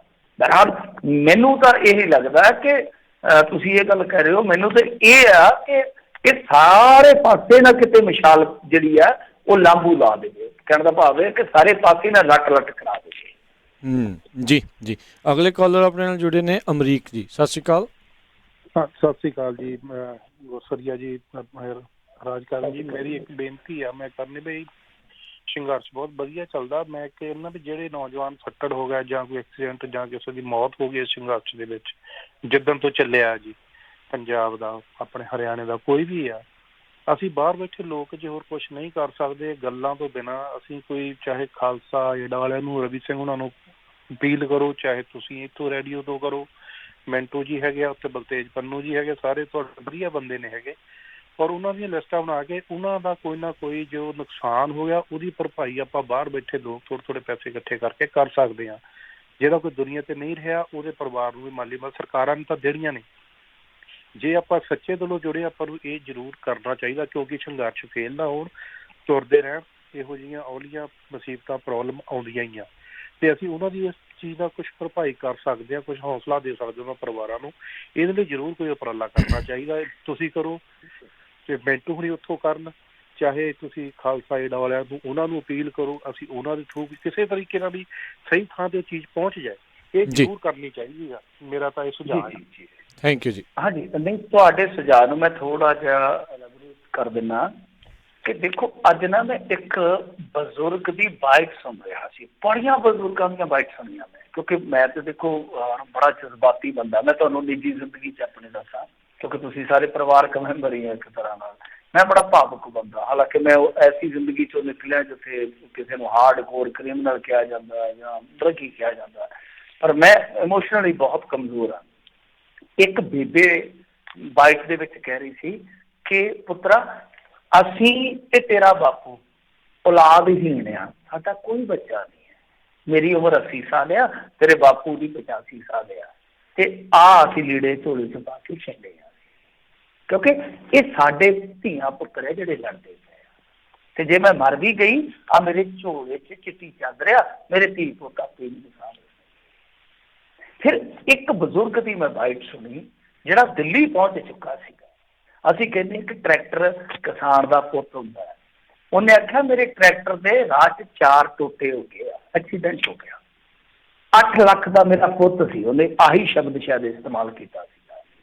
ਉੱਥੇ ਪਿਆ, ਕਹਿੰਦਾ ਮੈਂ ਨਹੀਂ ਪਰਵਾਹ ਕੀਤੀ, ਮੇਰਾ ਆਪਣਾ ਪੁੱਤ ਵੀ ਹੁੰਦਾ ਚਾਹੇ ਉਹਦੇ ਵੀ ਟੋਟੇ ਹੋ ਜਾਂਦੇ, ਮੈਂ ਹੁਣ ਆਹ ਜਿਹੜੀਆਂ ਚੀਜ਼ਾਂ ਨੇ, ਬਿਲਕੁਲ ਤੁਹਾਡੀ ਗੱਲ ਸਹੀ ਹੈ ਕਿ ਤੁਹਾਨੂੰ ਚਾਹੀਦਾ ਘੱਟੋ ਘੱਟ, ਜੇ ਸੱਚੇ ਪਾਤਸ਼ਾਹ ਨੇ ਤੁਹਾਨੂੰ ਇਸ ਕਾਬਲ ਕੀਤਾ ਵਾ, ਚਲੋ ਅਸੀਂ ਵੀ ਕਰਦੇ ਪਏ ਹਾਂ ਇੱਥੇ ਜਿੰਨੇ ਜੋਗੇ ਨਿੱਜੀ ਤੌਰ ਤੇ ਹੈਗੇ ਆ, ਹੱਥ ਪੱਲਾ ਮਾਰ ਰਹੇ ਹਾਂ, ਸਭ ਕੁਛ ਤੁਹਾਡਾ ਜਾਂ ਇਹਨਾਂ ਕਿਸਾਨਾਂ ਦਾ ਦਿੱਤਾ ਹੀ ਆ ਜਾਂ ਸੱਚੇ ਪਾਤਸ਼ਾਹ ਦਾ ਦਿੱਤਾ ਹੀ ਆ। ਤਾਂ ਉਹਦੇ ਵਿੱਚ ਕੀ ਆ ਕਿ ਜਿਸ ਤਰ੍ਹਾਂ ਆਹ ਮਸ਼ੀਨਰੀ ਦਾ ਨੁਕਸਾਨ ਹੋਇਆ, ਜਾਂ ਜਿਹੜਾ ਕੋਈ ਬੰਦਾ ਵਿਚਾਰਾ ਕਮਾਊ ਮੈਂਬਰ ਸੀਗਾ ਪਰਿਵਾਰ ਦਾ, ਉਹ ਚੱਲ ਗਿਆ, ਤਾਂ ਨਿੱਜੀ ਤੌਰ ਤੇ ਤੁਸੀਂ ਉਹਦੀ ਖੋਜ ਕਰਕੇ, ਉਹਦੀ ਸਰਚ ਕਰਕੇ ਕਿ ਹਾਂ ਬੰਦਾ ਵਾਕਈ ਹੈਲਪ ਦੇ ਕਾਬਲ ਆ, ਤਾਂ ਉਹਨੂੰ ਸਪੋਰਟ ਕਰਨੀ ਚਾਹੀਦੀ ਹੈ। ਜਿਵੇਂ ਹੁਣ ਟਰੈਕਟਰ ਦਾ ਨੁਕਸਾਨ ਹੋ ਗਿਆ ਬਾਪੂ ਦਾ, ਪਤਾ ਨਹੀਂ ਉਹ ਕਰਜ਼ੇ ਤੇ ਲਿਆ ਸੀਗਾ ਜਾਂ ਜਿੱਦਾਂ ਕਿੱਦਾਂ ਹੁਣ ਸਮਰਾਲੇ ਇਲਾਕੇ ਦੇ ਸੀ, ਮੈਨੂੰ ਪਤਾ ਨਹੀਂ ਹੈ। ਤਾਂ ਇਹ ਹੁਣ ਜੇ ਭਰਪਾਈ ਕਰ ਦੇਵਾਂਗੇ ਤਾਂ ਉਹਦੇ 'ਚ ਕੀ ਆ ਕਿ ਇਹ ਜਿਹੜੀ ਲਹਿਰ ਹੈ, ਕਿਉਂਕਿ ਲੰਬੀ ਚੱਲਣੀ ਹੈ ਲੜਾਈ। ਇੱਕ ਗੱਲ ਯਾਦ ਰੱਖੋ, ਮੈਂ ਤਾਂ ਇਹਨੂੰ ਇਸ ਚੀਜ਼ 'ਚ ਮੰਨ ਕੇ ਚੱਲਦਾ ਪਿਆ ਵਾਂ ਕਿ ਜਿਵੇਂ ਅਸੀਂ ਪਗੜੀ ਸੰਭਾਲ ਜੱਟਾ, ਮੈਂ 5ਵੀਂ ਕਲਾਸ 'ਚ ਪਹਿਲੀ ਵਾਰੀ ਉਹ ਪੜ੍ਹੀ ਸੀਗੀ, ਤਾਂ ਮੈਨੂੰ ਤਾਂ ਲੱਗਦਾ ਕਿ ਆਉਣ ਵਾਲੇ ਸਮੇਂ 'ਚ ਜੇ ਸਭ ਕੁਝ ਸਹੀ ਰਿਹਾ ਤਾਂ ਆਉਣ ਵਾਲੇ ਸਮੇਂ 'ਚ ਉਸ ਸ਼੍ਰੇਣੀ 'ਤੇ ਜਾਏਗੀ ਇਹ ਲੜਾਈ। ਤਾਂ ਲੜਾਈ ਜਿਹੜੀ ਇਸ ਸ਼੍ਰੇਣੀ ਦੀ ਹੋਏਗੀ ਉਹ ਲੰਬੀ ਜ਼ਰੂਰ ਚੱਲੇਗੀ, ਤੇ ਲੰਬੀ ਤਾਂ ਹੀ ਚੱਲੇਗੀ ਜੇ, ਕਿਉਂਕਿ ਕਮਜ਼ੋਰ ਇੱਕ ਤਾਕਤਵਰ ਨਾਲ ਲੜ ਰਿਹਾ, ਇੱਕ ਘੱਟ ਗਿਣਤੀ ਬਹੁਲਤਾਵਾਦ ਨਾਲ ਲੜ ਰਿਹਾ। ਤਾਂ ਉਹਦੇ ਵਾਸਤੇ ਇਹ ਆ ਕਿ ਜਿਹੜਾ ਸਾਡਾ ਭਾਈਚਾਰਾ, ਸਮਰੱਥ ਭਾਈਚਾਰਾ, ਜੇ ਉਹਨੂੰ ਸਪੋਰਟ ਕਰੇਗਾ, ਲੜਾਈ ਤਦ ਹੀ ਲੰਬੀ ਚੱਲੇਗੀ ਤੇ ਤਦ ਹੀ ਜਿੱਤੀ ਜਾ ਸਕਦੀ ਹੈ। ਜੀ ਜੀ। ਅਗਲੀ ਜਿਹੜੇ ਕਾਲਰ ਉਹਨਾਂ ਨਾਲ ਗੱਲ ਕਰਦੇ ਹਾਂ, ਅਵਤਾਰ ਸਿੰਘ ਪੰਨੂ। ਸਤਿ ਸ਼੍ਰੀ ਅਕਾਲ। ਸਤਿ ਸ਼੍ਰੀ ਅਕਾਲ ਸਾਰੇ ਵੀਰਾਂ ਨੂੰ। ਮੇਰੀ ਬੇਨਤੀ ਇਹ ਹੈ ਕਿ ਇਸ ਵੇਲੇ ਨੌਜਵਾਨ ਅਗਵਾਈ ਜਿਨ੍ਹਾਂ ਕੀਤੀ ਹੈ ਉਹਨਾਂ ਨੂੰ ਬਹੁਤ ਬਹੁਤ ਵਧਾਈ। ਵਾਹਿਗੁਰੂ ਉਹਨਾਂ ਨੂੰ ਇਸੇ ਤਰ੍ਹਾਂ ਕਾਮਯਾਬੀਆਂ ਬਖਸ਼ੇ। ਮੈਂ ਸਮਝਦਾ ਹੈ ਕਿ ਮੋਦੀ ਜਿਹਦੀ ਧੌਣ ਦੇ ਵਿੱਚ ਇੱਕ ਲੋਹੇ ਦਾ ਕਿੱਲਾ ਫਸਿਆ ਸੀ, ਕਦੀ ਨਿਉਂਦੀ ਨਹੀਂ ਸੀ, ਇਹਨਾਂ ਨੇ ਉਹਦੀ ਧੌਣ ਦਾ ਕਿੱਲਾ ਕੱਢ ਕੇ ਤੇ ਉਹਦੀ ਧੌਣ ਮਰੋੜ ਕੇ ਨੀਵੀਂ ਕਰਤੀ ਹੈ। ਉਹਦੇ ਲਈ ਉਹ ਵਧਾਈ ਦੇ ਪਾਤਰ ਨੇ। ਦੂਸਰੀ ਗੱਲ ਇਹ ਹੈ ਕਿ ਬੇਨਤੀ ਇਹ ਹੈ ਕਿ ਕਿਤੇ ਇਹ ਨਾ ਹੋਵੇ ਕਿ ਟੇਬਲ ਤੇ ਜਾ ਕੇ ਇਹ ਉਹਨਾਂ ਦੀਆਂ ਚਾਲਬਾਜ਼ੀਆਂ 'ਚ ਆ ਕੇ ਫੇਲ ਹੋ ਜਾਣ। ਇਹ ਬੜੇ ਧਿਆਨ ਨਾਲ ਉਹਨਾਂ ਨੂੰ ਮਤਲਬ ਇਹਦੇ ਤੇ ਕੰਮ ਕਰਨਾ ਚਾਹੀਦਾ। ਉਸ ਤੋਂ ਅੱਗੇ ਮੇਰੀ ਇੱਕ ਸਲਾਹ ਵਾ ਕਿ ਇਸ ਨੌਜਵਾਨ ਲੀਡਰਸ਼ਿਪ ਹੁਣ ਬਾਕੀ ਸਟੇਟਾਂ ਦੇ ਲੋਕਾਂ ਨੂੰ ਇਹ ਦੱਸ ਸਕਦੇ ਆ ਤੇ ਉਹ ਸਟੇਟਾਂ ਇਹਨਾਂ ਤੇ ਭਰੋਸਾ ਵੀ ਕਰਨਗੀਆਂ। ਹੁਣ ਸਟੇਟਾਂ ਦੇ ਵੱਧ ਅਧਿਕਾਰ ਲਈ ਇਹਨਾਂ ਨੂੰ ਲੜਨਾ ਚਾਹੀਦਾ। ਇਹ ਸੈਂਟਰ ਦਾ ਜੂਆ ਜਿਹੜਾ ਵਾ, ਜਿਹੜੀਆਂ ਸਟੇਟਾਂ ਤੇ ਪਿਆ ਹੋਇਆ ਵਾ, ਜਿਨ੍ਹਾਂ ਨੇ ਸਟੇਟਾਂ ਦੇ ਸਾਰੇ ਹੀ ਅਧਿਕਾਰ ਖੋਲੇ ਨੇ, ਉਹ ਸਟੇਟਾਂ ਦੇ ਵੱਧ ਅਧਿਕਾਰ ਸਾਰੇ ਵਾਪਸ ਲੈਣ ਲਈ ਇਹਨਾਂ ਨੂੰ ਇੱਕ ਯੁੱਧ ਛੇੜਨਾ ਚਾਹੀਦਾ ਵਾ, ਤਾਂ ਕਿ ਇਸ ਸੈਂਟਰ ਦੇ ਜੂਏ ਥੱਲੇ ਉਹ ਨਿਕਲ ਸਕਣ ਤੇ ਸਟੇਟਾਂ ਆਪਣੇ ਪੈਰਾਂ ਤੇ ਖਲੋ ਕੇ ਆਪਣਾ ਤਰੱਕੀ ਕਰ ਸਕਣ। ਸੋ ਇਹ ਮੇਰੀ ਬੇਨਤੀ ਹੈ। ਸਤਿ ਸ਼੍ਰੀ ਅਕਾਲ ਜੀ। ਸਤਿ ਸ਼੍ਰੀ ਅਕਾਲ, ਧੰਨਵਾਦ। ਹਾਂਜੀ, ਦੇਖੋ ਗੱਲ ਇਹ ਹੈ ਕਿ ਪੰਜਾਬ ਨੇ ਤੇ ਹੁਣ ਇਹ ਮੁਹਿੰਮ ਛੇੜ ਦਿੱਤੀ ਆ। ਅਸਲ ਦੇ ਵਿੱਚ ਮੈਂ ਅੱਗੇ ਕਹਿਣਾ ਕਿ ਲੜਾਈ ਜਿਹੜੀ ਆ ਉਹ ਇਕੱਲੀ MSP ਤੱਕ ਦੀ ਥੋੜ੍ਹੀ ਆ, ਕਿ ਜਿੱਦਾਂ ਇਹ ਇੱਕ ਸਟੇਟ ਸਬਜੈਕਟ ਸੀਗਾ ਔਰ ਉਹਦੇ ਵਿੱਚ ਆ ਕੇ ਸਰਕਾਰ ਨੇ ਆਪਣੀ ਤਾਨਾਸ਼ਾਹੀ ਚਲਾਈ ਆ। ਇਹ ਫੈਡਰਲ ਢਾਂਚੇ ਦੀ ਲੜਾਈ ਵੀ ਆ ਤੇ ਡੈਮੋਕ੍ਰੇਟਿਕ ਢਾਂਚੇ ਦੀ ਵੀ ਲੜਾਈ ਆ, ਕਿ ਜਿਸ ਤਰੀਕੇ ਦੇ ਨਾਲ ਇੱਕ ਆਰਥਿਕ ਬਾਜ਼ਾਰ ਦਾ ਮਸਲਾ ਜਿਹੜਾ ਉਹ ਇੱਕੋ ਝਟਕੇ 'ਚ ਨਿਬੇੜ ਦਿੱਤਾ ਜਾਂਦਾ ਔਰ ਉਸ ਸਟੇਟ ਤੋਂ ਪੁੱਛਿਆ ਤੱਕ ਨਹੀਂ ਜਾਂਦਾ। ਔਰ ਇਸ ਤੋਂ ਵੀ ਸਭ ਤੋਂ, ਮੈਂ ਕਹੂੰਗਾ ਇਸ ਤੋਂ ਵੀ ਅੱਗੇ ਜਾ ਕੇ ਸਭ ਤੋਂ ਜ਼ਿਆਦਾ ਜਿਹੜੀ ਜ਼ਿਆਦਤੀ ਵਾਲੀ ਗੱਲ ਆ ਉਹ ਇਹ ਆ ਕਿ ਰਾਜ ਸਭਾ ਦੇ ਵਿੱਚ ਜਦ ਇਹ ਬਿੱਲ ਪਾਸ ਕਰਵਾਇਆ ਜਾਂਦਾ ਹੈ ਤਦ ਤਮਾਮ ਨੇਮ ਕਾਇਦੇ ਜਾਂ ਜੋ ਵੀ ਪ੍ਰੋਟੋਕੋਲ ਆ ਸਭ ਪਾਸੇ ਰੱਖ ਦਿੱਤੇ ਜਾਂਦੇ। ਡਿਵੀਜ਼ਨ ਦੀ ਮੰਗ ਹੁੰਦੀ ਆ ਉਹ ਨਕਾਰ ਦਿੱਤੀ ਜਾਂਦੀ ਹੈ। ਜੇ ਮੰਗ ਹੁੰਦੀ ਆ ਕਿ 1-2 ਦਿਨ ਲੇਟ ਕਰ ਦਿਓ ਵੋਟਿੰਗ, ਉਹ ਨਕਾਰ ਦਿੱਤੀ ਜਾਂਦੀ ਆ। ਈਵਨ ਦੋ ਕਿ ਰਾਜ ਸਭਾ ਚੈਨਲ ਦਾ ਜਿਹੜਾ ਉਹ ਪ੍ਰਸਾਰਣ ਸੀਗਾ, ਸਭ ਜੋ ਹੋ ਰਿਹਾ ਸੀਗਾ, ਤਾਂ ਉਹ ਸਭ ਮਿਊਟ ਕਰ ਦਿੱਤਾ ਜਾਂਦਾ ਹੈ। ਤਾਂ ਇਸ ਕਰਕੇ ਇਹ ਲੜਾਈ ਜਿਹੜੀ ਆ ਉਹ ਨਾ ਸਿਰਫ ਪੰਜਾਬ ਦੀ ਇਕੱਲੀ ਲੜਾਈ ਆ, ਨਾ ਸਿਰਫ ਇਹ MSP ਜਾਂ ਆਰਥਿਕਤਾ ਦੀ ਲੜਾਈ ਆ, ਇਹ ਫੈਡਰਲ ਸਿਸਟਮ ਦੀ ਵੀ ਲੜਾਈ ਆ, ਡੈਮੋਕ੍ਰੇਟਿਕ ਕਦਰਾਂ ਕੀਮਤਾਂ ਦੀ ਵੀ ਲੜਾਈ ਆ। ਤੇ ਇਹਦੇ ਵਿੱਚ ਇਹੋ ਆ ਕਿ ਦੂਸਰੀਆਂ ਸਟੇਟਾਂ ਜੇ ਨਾਲ ਰਲ ਜਾਣ ਤਾਂ ਮੇਰੇ ਖਿਆਲ ਦੇ ਨਾਲ ਬਹੁਤ ਸਾਰੇ ਮਸਲੇ ਹੱਲ ਹੋ ਸਕਦੇ ਆ। ਜਿੱਦਾਂ ਮੇਰਾ ਮੰਨਣਾ ਹੈ ਕਿ ਇਕੱਲਾ ਕੇਂਦਰ ਤੋਂ ਹੀ ਤੁਸੀਂ ਆਪਣਾ ਮੰਗ ਪੱਤਰ ਮਨਵਾ ਕੇ ਨਾ ਆਓ। ਅੱਜ ਜਿਹੜੀ ਇੱਥੋਂ ਦੀ ਲੋਕਲ ਸਰਕਾਰ ਆ, ਕਿਤੇ ਨਾ ਕਿਤੇ ਇਹਦੇ ਤੇ ਵੀ ਥੋੜਾ ਜਿਹਾ ਰੱਖੋ, ਦਾਬ ਰੱਖੋ, ਥੋੜੀ ਜਿਹੀ ਦਾਬ ਇਹਨੂੰ ਵੀ ਦਿਓ, ਕਿਉਂਕਿ ਬਹੁਤ ਸਾਰੀਆਂ ਮੰਗਾਂ ਜਿਹੜੀਆਂ ਨੇ ਉਹ ਕੈਪਟਨ ਸਰਕਾਰ ਦੇ ਅਧਿਕਾਰ ਖੇਤਰ ਵਾਲੀਆਂ ਜੋ ਇਹਨਾਂ ਨੇ ਹੱਲ ਕਰਨੀਆਂ ਨੇ। ਜੀ, ਅਗਲੇ ਕਾਲਰ ਆਪਣੇ ਨਾਲ ਜੁੜੇ ਨੇ ਜੀ, ਨਿੰਦਰ। ਸਤਿ ਸ਼੍ਰੀ ਅਕਾਲ ਜੀ। ਹਾਂਜੀ, ਸਤਿ ਸ਼੍ਰੀ ਅਕਾਲ ਵੀਰਾਂ ਨੂੰ। ਸਤਿ ਸ਼੍ਰੀ ਅਕਾਲ। ਮਿੰਟੂ ਭਾਜੀ, ਮੇਰਾ ਇੱਕ ਸਵਾਲ ਹੈ ਤੇ ਇੱਕ ਮੈਂ ਤੁਹਾਡੇ ਨਾਲ ਸਲਾਹ ਕਰਨਾ ਆਪਣਾ ਪਰਸਨਲ। ਸਵਾਲ ਮੇਰਾ ਇਹ ਹੈ ਕਿ ਇਕੱਲੇ ਪਿੰਡਾਂ 'ਚ ਹੀ ਆਪਣੇ ਕਿਸਾਨ ਗਏ ਨੇ, ਕੋਈ ਸ਼ਹਿਰੀ ਤਬਕਾ ਵੀ ਕੋਈ ਗਿਆ? ਇਹ ਸਵਾਲ ਹੈ ਮੇਰਾ ਤੇ ਮੈਂ ਪਰਸਨਲ ਵਿਚਾਰ ਤੁਹਾਡੇ ਨਾਲ ਇਹ ਸਾਂਝਾ ਕਰਨਾ ਚਾਹੁੰਦਾ। ਮੇਰੀ ਪਰਸੋਂ ਗੱਲ ਹੋਈ, ਮੇਰਾ ਮਿੱਤਰ ਆ ਹਰਿਆਣੇ 'ਚ ਇੰਸਪੈਕਟਰ ਆ, ਬਹੁਤ ਮੇਰਾ ਪਿਆਰਾ ਆ। ਉਹਦੇ ਨਾਲ ਗੱਲ ਜਦੋਂ ਹੋਈ ਤੇ ਮੈਂ ਕਿਹਾ ਯਾਰ ਤੁਸੀਂ ਇਹ ਕੰਮ ਜਿਹੜਾ ਹੋਣ ਲੱਗਾ ਕੀ ਆਰਡਰ, ਕੀ ਕੋਈ ਗੱਲਬਾਤ ਕੋਈ? ਉਹਨੇ ਚਲੋ ਕਲੀਅਰ ਪੂਰੀ ਗੱਲ ਤਾਂ ਨਹੀਂ ਕਹੀ। ਉਹ ਕਹਿੰਦਾ ਕਿ ਜੇ ਆਰਡਰ ਜ਼ਰੂਰ ਫੋਲੋ ਕਰਾਂਗੇ, ਪਰ ਕਹਿੰਦਾ ਨੌਕਰੀ ਛੱਡ ਦੇਵਾਂਗੇ, ਡੰਡਾ ਨਹੀਂ ਚਲਾਵਾਂਗੇ। ਕਹਿੰਦਾ ਇਕੱਲਾ ਮੈਂ ਨਹੀਂ ਕਹਿ ਰਿਹਾ, ਕਹਿੰਦਾ ਮੇਰੇ ਨਾਲ ਦੇ ਕਿੰਨੇ ਹੀ ਉਹ ਹੌਲਦਾਰ ਚਾਹੇ ਕਾਂਸਟੇਬਲ ਆ ਉਹ ਆਪਣੇ ਅਫਸਰਾਂ ਨੂੰ ਅਪਰੋਚ ਕਰਦੇ ਪਏ ਆ ਕਿ ਅਸੀਂ ਇੱਦਾਂ ਕੰਮ ਨਹੀਂ ਕਰਾਂਗੇ, ਲਾਠੀ ਚਾਰਜ ਵਾਲਾ ਜਾਂ ਇੱਦਾਂ। ਮੈਨੂੰ ਹੁਣ ਲੱਗਦਾ ਕਿ ਸ਼ਾਇਦ ਪੁਲਿਸ ਤਾਈਓ ਅੱਧੀ ਪੁਲਿਸ ਵੀ ਖਿਲਾਫ ਸੀ ਆਰਡਰ ਦੇ ਖਿਲਾਫ। ਮੈਨੂੰ ਇੱਦਾਂ ਲੱਗਦਾ ਆ ਕਿ ਤਾਂ ਜੋ ਹਰਿਆਣੇ 'ਚ ਇੰਨਾ ਜ਼ਿਆਦਾ ਕੋਈ ਧੱਕੇਸ਼ਾਹੀ ਹੋਈ ਨਹੀਂ ਹੈ। ਮਤਲਬ ਉਹ ਜੋ ਉਹਨਾਂ ਨੇ ਪ੍ਰੋਗਰਾਮ ਰੱਖਿਆ ਸੀ ਉਹ ਟੱਪ ਟੁੱਪ ਕੇ ਚਲੇ ਗਏ ਆ, ਪਰ ਹੁਣ ਅੱਜ ਜੋ ਸੁਣਨ ਨੂੰ ਮਿਲਿਆ ਕਿ ਡਾਂਗਾ ਡੂੰਗਾ ਚੱਲੀਆਂ ਆ ਹੁਣ ਮੈਨੂੰ ਨਹੀਂ ਪਤਾ ਉਹ ਦਿੱਲੀ 'ਚ ਚੱਲੀਆਂ ਕਿ ਹਰਿਆਣੇ ਚੱਲੀਆਂ ਨੇ। ਸੋ ਮੇਰਾ ਪਹਿਲੇ ਸਵਾਲ ਦਾ ਭਾਈ ਜਵਾਬ ਦੇ ਦਿਓ ਜੀ ਪਲੀਜ਼। ਜੀ ਹਾਂਜੀ ਹਾਂਜੀ, ਜਿਹੜਾ ਤੁਹਾਡਾ ਪਹਿਲਾ ਸਵਾਲ ਸੀਗਾ ਸ਼ਾਇਦ ਮੈਂ ਤਾਂ ਸਕਿਪ ਕਰ ਗਿਆ, ਉਹ ਜੁੜਿਆ ਸੀਗਾ ਕਿ ਸ਼ਹਿਰੀ ਤਬਕਾ ਕਿਉਂ ਨਹੀਂ ਆਇਆ ਜਾਂ ਕਿੰਨਾ ਕੁ ਆਇਆ। ਤਾਂ ਉਹਦੇ ਵਿੱਚ ਭਾਜੀ ਇਹੋ ਆ ਕਿ ਆਪਾਂ ਹੁਣ ਇਹ ਚੀਜ਼ ਨਹੀਂ ਕਹਿ ਸਕਦੇ ਕਿ ਕੋਈ ਕਿੰਨਾ ਆਇਆ ਜਾਂ ਕਿਉਂ ਨਹੀਂ ਆਇਆ। ਹੋ ਸਕਦਾ ਹੁਣ ਦੇਖੋ, ਮੈਂ ਕਿਹੜਾ ਦਿੱਲੀ 'ਚ ਬੈਠਾ ਵਾਂ, ਮੈਂ ਵੀ ਤਾਂ ਇੱਥੇ ਬੈਠਾ ਨਾ। ਮੈਂ ਆਪਣੇ ਘਰ ਦੇ ਇੱਕ ਕਮਰੇ 'ਚ ਬੈਠਾ, ਸ਼ਾਨਦਾਰ ਕਮਰੇ 'ਚ ਬੈਠਾ, ਔਰ ਝੱਟ ਨੂੰ ਮੈਂ ਰਜਾਈ 'ਚ ਵੜ ਜਾਊਂਗਾ। ਉੱਥੇ ਜਿਹੜੇ ਸਾਡੇ ਭੈਣ ਭਰਾ ਉਹ ਠਰਦੇ ਹੋਣਗੇ, ਪਰ ਮੈਂ ਜਜ਼ਬਾਤੀ ਤੌਰ 'ਤੇ ਸਮਝ ਲਓ ਕਿ ਉਹਨਾਂ ਦੇ ਨਾਲ ਹੀ ਠਰ ਰਿਹਾ। ਮੇਰੀ ਵਾਈਫ ਝੱਟ ਬਾਅਦ ਜੇ ਅਪਡੇਟ ਲੈਂਦੀ ਆ ਨਿਊਜ਼ ਤੋਂ, ਤਾਂ ਉਹ ਵੀ ਤਾਂ ਬੈਠੀ ਆ, ਸਮਝ ਲਓ ਕਿ ਉਹਨਾਂ ਦੇ ਨਾਲ ਬੀਬੀਆਂ ਦੇ ਨਾਲ ਬੈਠੀ ਆ। ਜੇ ਕੋਈ ਮੰਨ ਲਓ ਇੱਥੇ ਵਿਦੇਸ਼ ਦੇ ਵਿੱਚ ਬੈਠਾ, ਕੋਈ US ਦੇ ਵਿੱਚ ਬੈਠਾ, ਪਰ ਉਹ ਫਿਕਰਮੰਦੀ ਜ਼ਾਹਰ ਕਰ ਰਿਹਾ, ਸੈਕਰਾਮੈਂਟੋ ਬੈਠਾ ਜਾਂ ਕੈਲੀਫੋਰਨੀਆ 'ਚ ਕਿਤੇ ਵੀ ਬੈਠਾ, ਉਹ ਕਿਸੇ ਵੀ ਸਟੇਟ ਦੇ ਵਿੱਚ ਬੈਠਾ, ਤਾਂ ਉਹ ਮੈਂ ਸਮਝਦਾ ਕਿ ਇੱਕ ਸੰਘਰਸ਼ ਦਾ ਸਫਾਈ ਹੀ ਹੈ। ਹੁਣ ਕਿੰਨਾ ਆਇਆ, ਕੋਈ ਕਿਉਂ ਨਹੀਂ ਆਇਆ, ਪਰ ਮੈਂ ਤੁਹਾਨੂੰ ਇੱਕ ਗੱਲ ਦੱਸਦਾ, ਮੈਂ ਤੁਹਾਨੂੰ ਆਪਣੀ ਹੱਦ ਬੀਤੀ ਦੱਸਦਾ। ਮੇਰਾ ਇੱਕ ਆਪਣਾ ਖੁਦ ਦਾ ਰਿਸ਼ਤੇਦਾਰ ਮੈਨੂੰ ਡੱਬ ਵਾਲੀ ਮੋਰਚੇ ਤੇ ਕੱਲ੍ਹ ਮਿਲਿਆ। ਉਦੋਂ ਨਾਕਾ ਕੋਈ ਕਿਉਂਕਿ ਖੋਲਿਆ ਨਹੀਂ ਸੀਗਾ ਜੀ, ਤਾਂ ਉਸ ਸਮੇਂ ਉਹਦੇ ਨਾਲ 3-4 ਉਹਦੇ ਹੈਲਪਰ ਵੀ ਸੀਗੇ।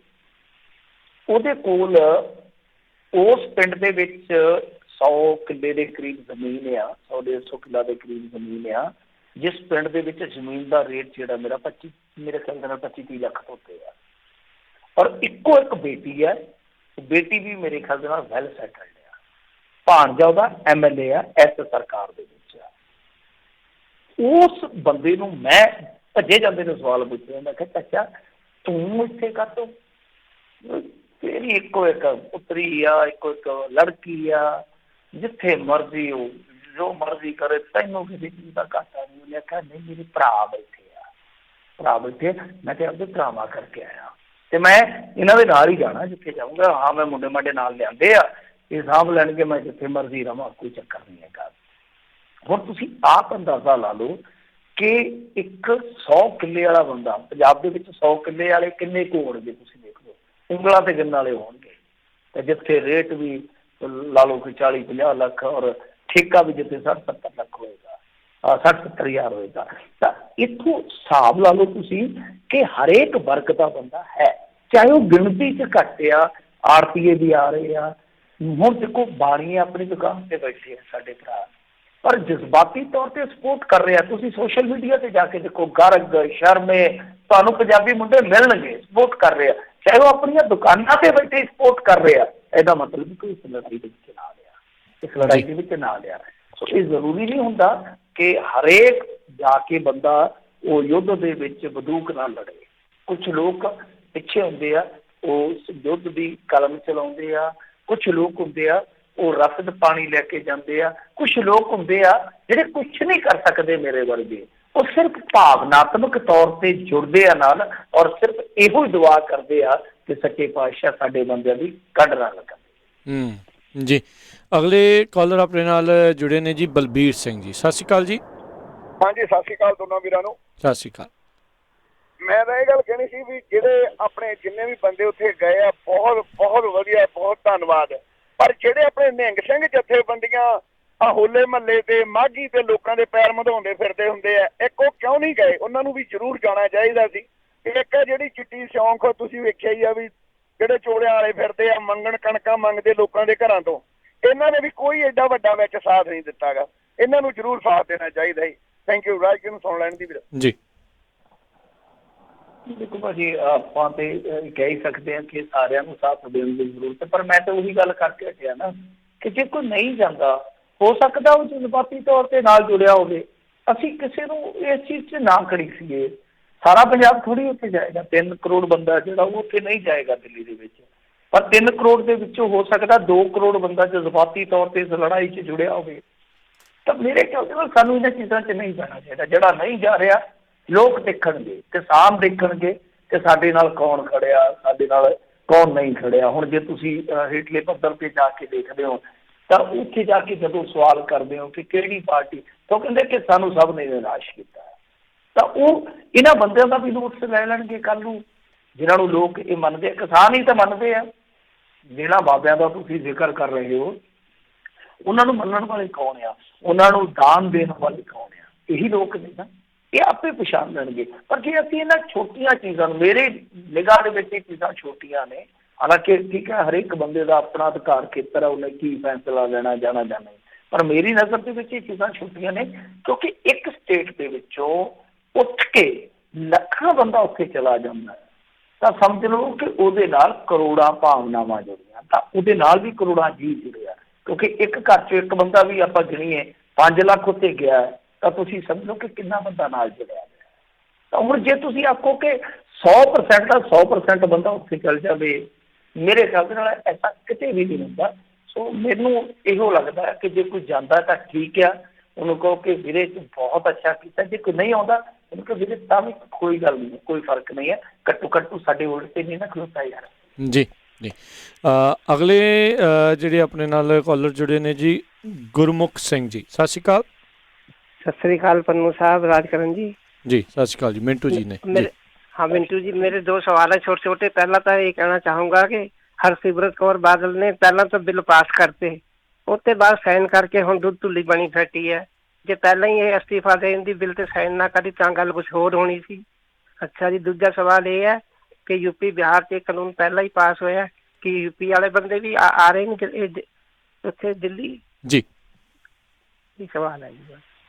ਹਾਂਜੀ ਨਹੀਂ ਦੇਖੋ ਭਾਜੀ, ਬੀਬਾ ਨੇ ਕਾਨੂੰਨ ਤੇ ਕੀ ਪਾਸ ਕਰਨਾ, ਉਸ ਟਾਈਮ ਇਹਨਾਂ ਦੀ ਚਲੋ ਹੈਗੀ ਸੀ ਸਾਂਝ ਤੇ ਵਾਲੀ, ਪਰ ਇਹ ਵੀ ਤੇ ਆਪਾਂ ਮੰਨੀਏ ਨਾ ਕਿ ਠੀਕ ਆ, ਇਹਨਾਂ ਨੇ ਬਹੁਤ ਚਲਾਕੀਆਂ ਕੀਤੀਆਂ ਨੇ, ਇਹਨਾਂ ਨੇ ਬਹੁਤ ਗੁਸਤਾਖੀਆਂ ਕੀਤੀਆਂ ਨੇ, ਪਰ ਇਹ ਵੀ ਤੇ ਸਾਡੀ ਜਿੱਤ ਆ ਨਾ ਕਿ ਅਸੀਂ ਜੋ ਸਿਧਾਂਤਕ ਮੇਲ ਜੋੜ ਹੀ ਹੈ ਨਹੀਂ ਸੀ। ਅਕਾਲੀ ਦਲ ਤੇ ਸਾਡਾ ਹੈ ਨਾ, ਅਕਾਲੀ ਦਲ ਕਿਸੇ ਦਾ ਨਹੀਂ। ਅਕਾਲੀ ਦਲ ਅਸਲ ਦੇ ਵਿੱਚ ਸਭ ਤੋਂ ਪਹਿਲੀ ਪੰਜਾਬੀ ਪਾਰਟੀ ਹੈ, ਜੇ ਅਸੀਂ ਦੇਖੀਏ ਉਹ ਸਾਡੀ ਪਾਰਟੀ ਆ।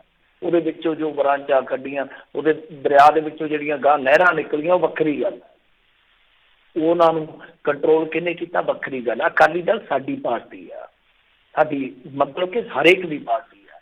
ਤਾਂ ਠੀਕ ਹੈ ਨਾ ਕਿ ਉਸ ਇੱਕ ਬੇਮੇਲ, ਜਿਹੜਾ ਮੈਂ ਕਹੂੰਗਾ ਕਿ ਬੇਜੋੜ, ਜਿੱਦਾਂ ਕਹਿ ਲਓ ਕਿ ਹੁੰਦਾ ਨਾ ਬੇਜੋੜ, ਇਹਦਾ ਕੋਈ ਜੋੜ ਨਹੀਂ ਹੁੰਦਾ।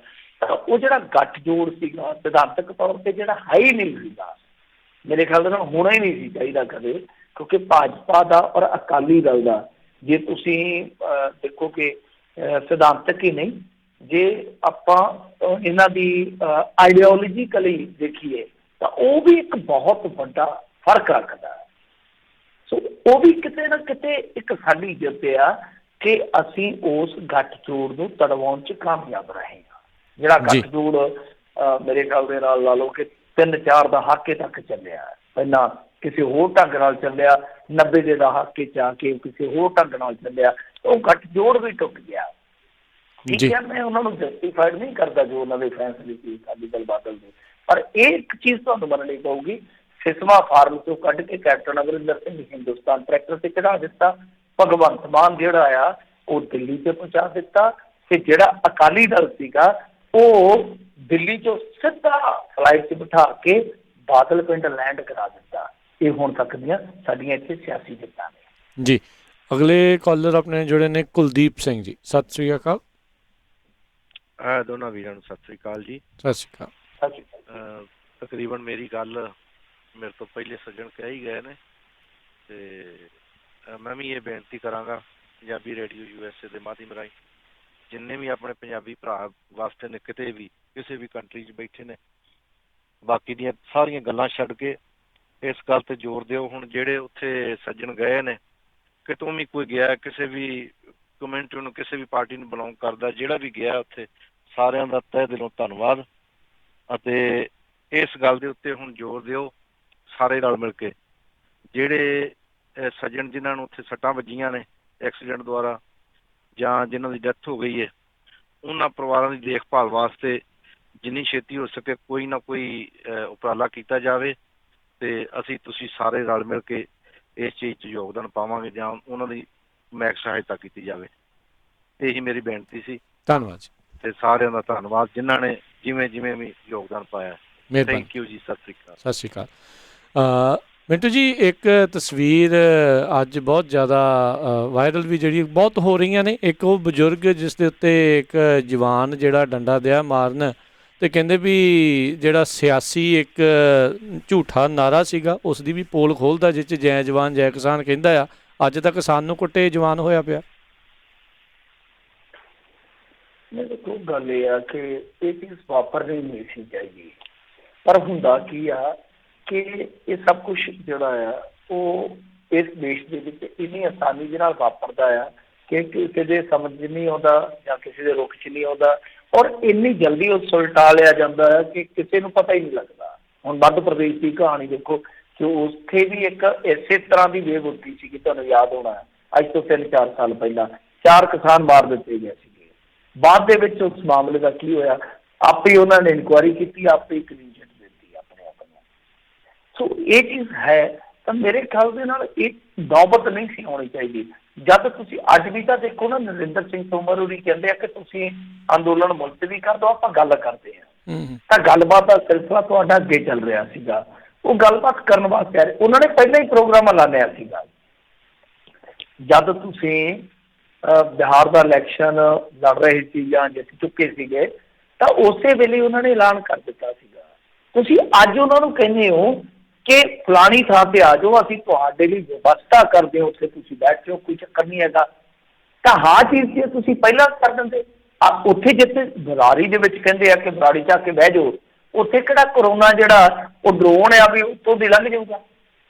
ਉੱਥੇ ਵੀ ਤਾਂ ਉਹੀ ਚੀਜ਼ਾਂ ਨੇ ਨਾ ਕਿ ਜਦੋਂ ਤੁਹਾਨੂੰ ਪਤਾ ਸੀ ਇੰਨੇ ਦਿਨ ਪਹਿਲਾਂ ਅਗਾਊ ਐਲਾਨ ਹੋ ਗਿਆ, ਪਰ ਅੰਡਰ ਐਸਟੀਮੇਟ ਕੀਤਾ ਤੁਸੀਂ ਕਿ ਪੰਜਾਬ 'ਚੋਂ ਇੰਨੇ ਪਹਿਲਾਂ ਤਾਂ ਲੋਕ ਹੀ ਨਹੀਂ ਉੱਠਣੇ। ਫਿਰ ਦੂਜਾ ਤੁਹਾਡਾ ਅੰਦਾਜ਼ਾ ਇਹ ਸੀਗਾ ਕਿ ਇਹਨਾਂ ਨੇ ਹਰਿਆਣਾ ਪਾਰ ਨਹੀਂ ਕਰਨਾ, ਹਰਿਆਣੇ ਵਾਲਾ ਲੰਘਣ ਨਹੀਂ ਦੇਣਾ। ਤੇ ਤੀਜੀ ਤੁਹਾਨੂੰ ਕਿਤੇ ਨਾ ਕਿਤੇ ਇਹ ਗਲਤ ਫਹਿਮੀ ਸੀਗੀ ਕਿ ਇਹਨਾਂ ਨੇ ਉੱਥੇ ਪਹੁੰਚਦਿਆਂ ਤੱਕ ਟੁੱਟ ਜਾਣਾ। ਸੋ ਤੁਹਾਡੇ ਸਾਰੇ ਭੁਲੇਖੇ ਜਿਹੜੇ ਆ ਉਹ ਕੱਢ ਦਿੱਤੇ ਆ। ਤਾਂ ਮੇਰੇ ਖਿਆਲ ਦੇ ਨਾਲ ਆਉਣ ਵਾਲੇ ਦਿਨਾਂ ਦੇ ਵਿੱਚ ਇਹ ਤਸਵੀਰਾਂ ਜਿਹੜੀਆਂ ਉਹ ਆਪਣੇ ਆਪ ਜਿੱਤ ਦਾ ਪ੍ਰਤੀਕ ਬਣ ਗਈਆਂ। ਹਾਰ ਦਾ ਇਹਨਾਂ ਦਾ ਸੂਚਕ ਹੈ ਜਿਹੜਾ ਹੋ ਚੁੱਕਾ ਵਾ, ਕਿਉਂਕਿ ਜੇ ਦੇਖੀਏ ਤਾਂ ਗੱਲਬਾਤ ਦਾ ਸਿਲਸਿਲਾ ਸ਼ੁਰੂ ਕੀਤਾ ਕੇਂਦਰ ਸਰਕਾਰ ਨੇ, ਉਹ ਗੱਲਬਾਤ ਦਾ ਸਿਲਸਿਲਾ ਹੁਣ ਵੀ ਚੱਲ ਰਿਹਾ। ਤੇ ਇਹ ਵੀ ਕਿਸਾਨ ਜਿਹੜੇ ਉਹ ਗੱਲਬਾਤ ਹੀ ਕਰਨ ਆ ਰਹੇ ਸੀਗੇ। ਤੇ ਜੇ ਪਹਿਲਾਂ ਸਭ ਕੁਝ ਕਰ ਲਿਆ ਜਾਂਦਾ, ਇਹ ਤਸਵੀਰਾਂ ਨਾ ਆਉਂਦੀਆਂ। ਦੇਖਿਓ ਖੀਰ ਹਾਲ ਇਹ ਹੋਣਾ, ਉਹ ਆਉਂਦੇ ਹੁੰਦੇ ਆ ਨਾ ਕਿ 100 ਡੰਡੇ ਵੀ ਖਾਧੇ ਤੇ 100 ਗੰਢੇ ਵੀ ਖਾਧੇ। ਮੈਂ ਹੁਣ ਚਿੱਤਰਾਂ ਦੀ ਥਾਂ ਤੇ ਉਹ ਸ਼ਬਦ ਡੰਡੇ ਇਸਤੇਮਾਲ ਕਰ ਲੈਂਦਾ। ਜੀ, ਅਗਲੇ ਜਿਹੜੇ ਕਾਲਰ ਨੇ ਦੀਪਿੰਦਰ ਜੀ, ਸਤਿ ਸ਼੍ਰੀ ਅਕਾਲ ਜੀ। ਹਾਂਜੀ, ਸਤਿ ਸ਼੍ਰੀ ਅਕਾਲ ਜੀ। ਆਪਣਾ ਮਿੰਟੂ ਜੀ, ਮੈਂ ਤੁਹਾਨੂੰ ਇੱਕ ਸਵਾਲ ਕਰਨਾ ਸੀ। ਅੱਗੇ ਵੀ ਕਈ ਵਾਰੀ ਮੈਂ ਕੀਤਾ ਵੀ ਜਿਹੜੇ ਪਾਣ ਦਾ ਰੌਲਾ ਵੀ ਕਣਕ ਝੋਨਾ, ਇਹ ਚਲੋ ਸੈਂਟਰ ਆਪਣੀਆਂ ਜਿਹੜੀਆਂ ਵੀ ਸਰਕਾਰਾਂ ਰਹੀਆਂ ਉਹ ਸੈਂਟਰ ਨੂੰ ਕਹਿੰਦੀਆਂ ਰਹਿੰਦੀਆਂ। ਇਹ ਪੰਜਾਬ ਗੌਰਮੈਂਟ ਦੇ ਆਪ ਦੇ ਵੀ ਕਿੰਨੇ ਅਦਾਰੇ ਹੈਗੇ ਜਿਹੜੇ ਬਹੁਤ ਕੁਛ ਕਰ ਸਕਦੇ। ਚਲੋ ਕਣਕ ਝੋਨਾ ਨਹੀਂ, ਹੋਰ ਫਸਲਾਂ ਜਿਵੇਂ ਮਾਰਕਫੈਡ ਹੈ, ਹੋਰ ਹੈ, ਇਹ ਕੁਛ ਆਪਦੇ ਲੈਵਲ ਤੇ ਖਰੀਦ ਕੇ ਗਾਂ ਸਪੋਰਟ ਕਰ ਸਕਦੇ ਆ। ਹੋਰ ਆਪਣੀ ਜਿਵੇਂ ਲੈ ਲਓ ਡੇਅਰੀ ਇੰਡਸਟਰੀ ਹੈ, ਡੇਅਰੀ ਇੰਡਸਟਰੀ 'ਚੋਂ ਮੇਨ ਆਪਾਂ ਕਹਿ ਦਿੰਦੇ ਹਾਂ ਆਪਣੇ ਜਿਹੜੀਆਂ ਕਿਸਾਨ ਬੀਬੀਆਂ ਹੁੰਦੀਆਂ, ਉਹਨਾਂ ਦਾ ਇੱਕ ਸੋਰਸ ਆਫ ਇਨਕਮ ਹੁੰਦਾ। ਉਹ ਆਪਣੀ ਡੇਅਰੀ ਇੰਡਸਟਰੀ ਕਿੰਨੀ ਫੇਲ ਹੋਈ ਪਈ ਆ। ਉਹ ਦੇਖ ਲਓ ਵੀ ਦੁੱਧ ਦੀ ਜਿਹੜੀ ਜੱਟਾਂ ਕੋਲੇ ਕੀਮਤ ਆ ਉਸ ਤੋਂ ਕਿੰਨੇ ਤੇ ਲਿਆ ਜਾਂਦਾ ਤੇ ਸ਼ਹਿਰਾਂ 'ਚ ਕਿੰਨੇ ਦਾ ਵੇਚਿਆ ਜਾਂਦਾ। ਈਵਨ ਮੈਂ ਸੁਣਿਆ ਸੀ ਆਪਣਾ ਜਿਹੜਾ SGPC ਨੇ ਹੁਣ ਕਹਿੰਦੇ ਵੀ ਦੇਸੀ ਘਿਓ ਲੈ ਰਹੀ ਹੈ, ਉਹ ਪੰਜਾਬ ਤੋਂ ਨਹੀਂ ਲੈ ਰਹੀ। ਵੇਰਕਾ ਐਡਾ ਵੱਡਾ ਇਹਨਾਂ ਦਾ ਹੈਗਾ ਸਿਸਟਮ ਹੈਗਾ, ਉਹ ਲੈ ਰਹੇ ਆਪਣੇ ਗੁਜਰਾਤ ਦੀ ਕਿਸੇ ਕੰਪਨੀ ਤੋਂ ਦੇਸੀ ਘਿਓ SGPC ਲੈ ਰਹੀ ਹੈ। ਤੇ ਇਹਦੇ ਬਾਰੇ ਕਦੇ ਕੋਈ ਕਿਸਾਨ ਜਥੇਬੰਦੀਆਂ ਨੇ ਕੋਈ ਰੌਲਾ ਨਹੀਂ ਪਾਇਆ, ਕੁਛ ਨਹੀਂ ਕੀਤਾ। ਇਹ ਸਿਰਫ ਜਦੋਂ ਸੈਂਟਰ ਨਾਲ ਹੁੰਦਾ ਉਦੋਂ ਕਰ ਦਿੰਦੇ ਆ। ਮੈਂ ਇਹ ਸੈਂਟਰ ਦੇ ਹੱਕ 'ਚ ਨਹੀਂ ਹੈਗਾ। ਮੈਂ ਕਹਿੰਦਾ ਵੀ ਇੱਥੇ ਆਪਣੀ ਪੰਜਾਬ ਗਵਰਨਮੈਂਟ ਨੂੰ ਵੀ ਕਟਹਿਰੇ 'ਚ ਖੜਾ ਕਰਨਾ ਚਾਹੀਦਾ। ਜੀ, ਧੰਨਵਾਦ ਜੀ। ਮੈਂ 100% ਭਾਜੀ ਤੁਹਾਡੇ ਨਾਲ ਸਹਿਮਤ ਹਾਂ। ਮੈਂ ਤਾਂ ਹੁਣੇ ਕਹਿ ਕੇ ਹਟਿਆ ਕਿ ਲੋਕਲ ਸਰਕਾਰ ਨੂੰ ਅਸੀਂ ਕਿਉਂ ਬਰੀ ਕਰ ਰਹੇ ਹਾਂ। ਤੁਸੀਂ ਇੱਕ ਚੀਜ਼ ਨੂੰ ਸੋਚਿਓ, ਮੇਰਾ ਬਾਪੂ, ਮੈਂ ਨਿਕਲਦਾ ਅਸੀਂ ਬੜੇ ਸਟਰਗਲ 'ਚ ਗੁਜ਼ਰੇ ਹਾਂ, ਹੁਣ ਵੀ ਸਟਰਗਲ ਹੀ ਕਰਦੇ। ਹੁਣ ਕਿਹੜਾ ਅਸੀਂ ਜਾ ਕੇ ਮੋਦੀਆਂ ਨੂੰ ਚਾਹ ਬਣਾਉਂਦੇ ਤਖਤ ਤੇ ਬੈਠ ਗਏ ਹਾਂ। ਅਸੀਂ ਇੱਕ ਵਾਰੀ ਗਏ, ਮੇਰੇ ਬਾਪੂ ਨੇ ਮੈਨੂੰ ਪਿੱਛੇ ਲਾਇਆ, ਮੈਂ ਕਹਿ ਦਿੰਦੇ ਤੁਸੀਂ ਮੱਝ ਕਹਿ ਦਿੰਦੇ ਹਾਂ। ਤੇ ਮੰਡੀ 'ਚ ਅਸੀਂ ਵੇਚਣ ਗਏ ਸੀਗੇ, ਤੇ ਉਹ ਅਸੀਂ 12-13 ਕਿਲੋਮੀਟਰ ਦਾ ਸਫ਼ਰ ਸੀਗਾ, ਤੇ ਮੈਂ ਹਿੱਕਦਾ ਸੀਗਾ ਮੈਨੂੰ, ਤੇ ਬਾਪੂ ਮੇਰਾ ਹੋਗਾ ਸੰਗਲ ਫੜ ਕੇ ਰਹਿ ਜਾਂਦਾ ਸੀਗਾ, ਰੱਸਾ ਫੜ ਕੇ। ਮੈਨੂੰ ਅੱਜ ਅਸੀਂ ਵੀ ਯਾਦ ਆ ਗਿਆ, ਮੇਰਾ ਮਰਿਆ ਬਾਪੂ ਵੀ ਯਾਦ ਆ ਗਿਆ। ਉਸ ਟਾਈਮ ਉੱਥੇ ਮੱਝ ਲਿਜਾ ਕੇ ਅਸੀਂ ਮਤਲਬ ਕਿ ਖੜੀ ਕਰਤੀ। ਪੈਸਿਆਂ ਦੀ ਘਰੇ ਜ਼ਰੂਰਤ ਸੀ, ਘੰਟੇ 2 ਘੰਟੇ 'ਚ ਵਿਕਰੀ ਹੋਈ। ਅਸੀਂ ਆ ਕੇ, ਮੈਂ ਨਿੱਕਾ ਜਿਹਾ ਸੀ ਉਸ ਟਾਈਮ। ਅੱਛਾ, ਅੱਜ ਦੀ ਤਾਰੀਖ ਦੇ ਵਿੱਚ ਉਹੀ ਮੈਂ ਮੰਨ ਲਓ ਮੈਂ ਵੇਚਣ ਜਾ ਰਿਹਾ ਆਪਦੇ ਬਾਪੂ ਦੀ ਥਾਂ ਤੇ ਸੰਗਲ ਫੜ ਕੇ, ਤੇ ਮੇਰਾ ਬੇਟਾ ਪਿੱਛੇ ਇਹ ਖਦਾ ਰਿਹਾ ਤੇ ਮੈਂ ਜਾ ਕੇ ਉੱਥੇ ਵੇਚਣੀ ਹੈ ਪਸ਼ੂ ਮੰਡੀ 'ਚ, ਤਾਂ ਮੈਨੂੰ 2500 ਰੁਪਈਆ ਐਕਸਟਰਾ ਦੇਣਾ ਪਊਗਾ। 2500 ਰੁਪਈਆ, ਹਿਸਾਬ ਲਾ ਲਓ 2500 ਰੁਪਈਆ, 2000 ਜਾਂ 2500 ਰੁਪਈਆ। ਸਾਨੂੰ ਯਾਦ ਹੋਣਾ ਲੱਖੇ ਸਿਧਾਣੇ ਨੇ ਰੌਲਾ ਵੀ ਪਾਇਆ ਸੀ ਇਸ ਬਾਬਤ।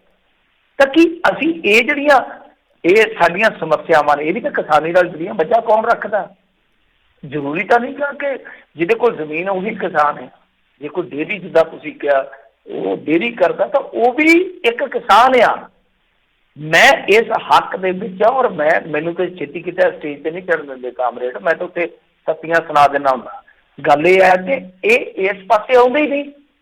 ਇੱਕ ਤਰ੍ਹਾਂ ਨਾਲ ਚਲੋ ਉਹਨਾਂ ਦਾ ਟਾਈ ਅਪ ਜਿਹਾ ਹੋਇਆ ਕਿ ਠੀਕ ਹੈ ਤੁਸੀਂ ਖੁੱਲੀਆਂ ਚਲੋ, ਕੋਈ ਚੱਕਰ ਨਹੀਂ ਹੈਗਾ, ਪਰ ਜੋ ਕੈਪਟਨ ਅਮਰਿੰਦਰ ਸਿੰਘ ਦੀ ਸਰਕਾਰ ਤੋਂ ਅਸੀਂ ਕਰਾ ਸਕਦੇ ਸਾਨੂੰ ਕਰਵਾਉਣਾ ਚਾਹੀਦਾ। ਔਰ ਇਹ ਚੀਜ਼ਾਂ ਇੱਕ ਮੈਂ ਦੱਸੀ ਆ ਤੁਹਾਨੂੰ, ਕਈ ਅਨੇਕਾਂ ਚੀਜ਼ਾਂ ਨੇ, ਜਿੱਦਾਂ ਕੁਰਕੀ ਵਾਲਾ ਕੰਮ ਆ ਕਿ ਤੁਸੀਂ ਆਪਣੀ ਸਟੇਟ ਦੇ ਵਿੱਚ ਕੁਰਕੀ ਵਾਲਾ ਲੈ ਕੇ ਆਓ, ਜਿੱਦਾਂ ਸਰ ਛੋਟੂ ਰਾਮ ਦਾ ਕਾਨੂੰਨ ਸੀਗਾ ਉਸ ਟਾਈਮ ਦਾ, ਕਿ ਉਹਨੂੰ ਲਾਗੂ ਕਰੋ ਕਿ ਜੋ ਵੀ ਕਿਸਾਨ ਦੀ ਰੋਜੀ ਰੋਟੀ ਨਾਲ ਜੁੜਿਆ, ਮਸਲਨ ਇੱਕ ਕਿਸਾਨ ਆ ਉਹ ਟਰੈਕਟਰ ਰੱਖਦਾ, ਟਰੈਕਟਰ ਦੇ ਨਾਲ ਉਹਦੀ ਰੋਜੀ ਰੋਟੀ ਜੁੜੀ ਆ, ਕਿ ਤੁਸੀਂ ਕਦੇ ਵੀ ਉਹਨੂੰ ਕੁਰਕ ਨਹੀਂ ਕਰ ਸਕਦੇ, ਕਦੇ ਵੀ ਉਹਦੀ ਜ਼ਮੀਨ ਕੁਰਕ ਨਹੀਂ ਕਰ ਸਕਦੇ। ਤਾਂ ਇਹ ਕਿਸਾਨ ਜਥੇਬੰਦੀਆਂ ਤੇ ਸਾਨੂੰ ਦਬਾਅ ਬਣਾਉਣਾ ਪਊਗਾ। ਕਿਸਾਨ ਜਥੇਬੰਦੀਆਂ ਸੈਂਟਰ ਤੇ ਬਣਾ ਰਹੀਆਂ, ਹੁਣ ਸਾਨੂੰ ਬਣਾਉਣਾ ਪਊਗਾ ਕਿ ਠੀਕ ਹੈ ਸੈਂਟਰ ਤੋਂ ਤੁਸੀਂ ਮੰਗਾਂ ਆਪਣੀਆਂ ਮਨਵਾ ਲਓ, ਜਿੱਤੋ, ਕੋਈ ਚੱਕਰ ਨਹੀਂ ਹੈਗਾ, ਅਸੀਂ ਤੁਹਾਡੇ ਨਾਲ ਖੜੇ ਹਾਂ, ਪਰ ਇੱਥੋਂ ਵੀ ਲੋਕਲ ਸਰਕਾਰ ਤੋਂ ਜੋ ਮੰਗਾਂ ਮਨਵਾਉਣੀਆਂ ਉਹ ਵੀ ਜ਼ਰੂਰੀ ਹੈ।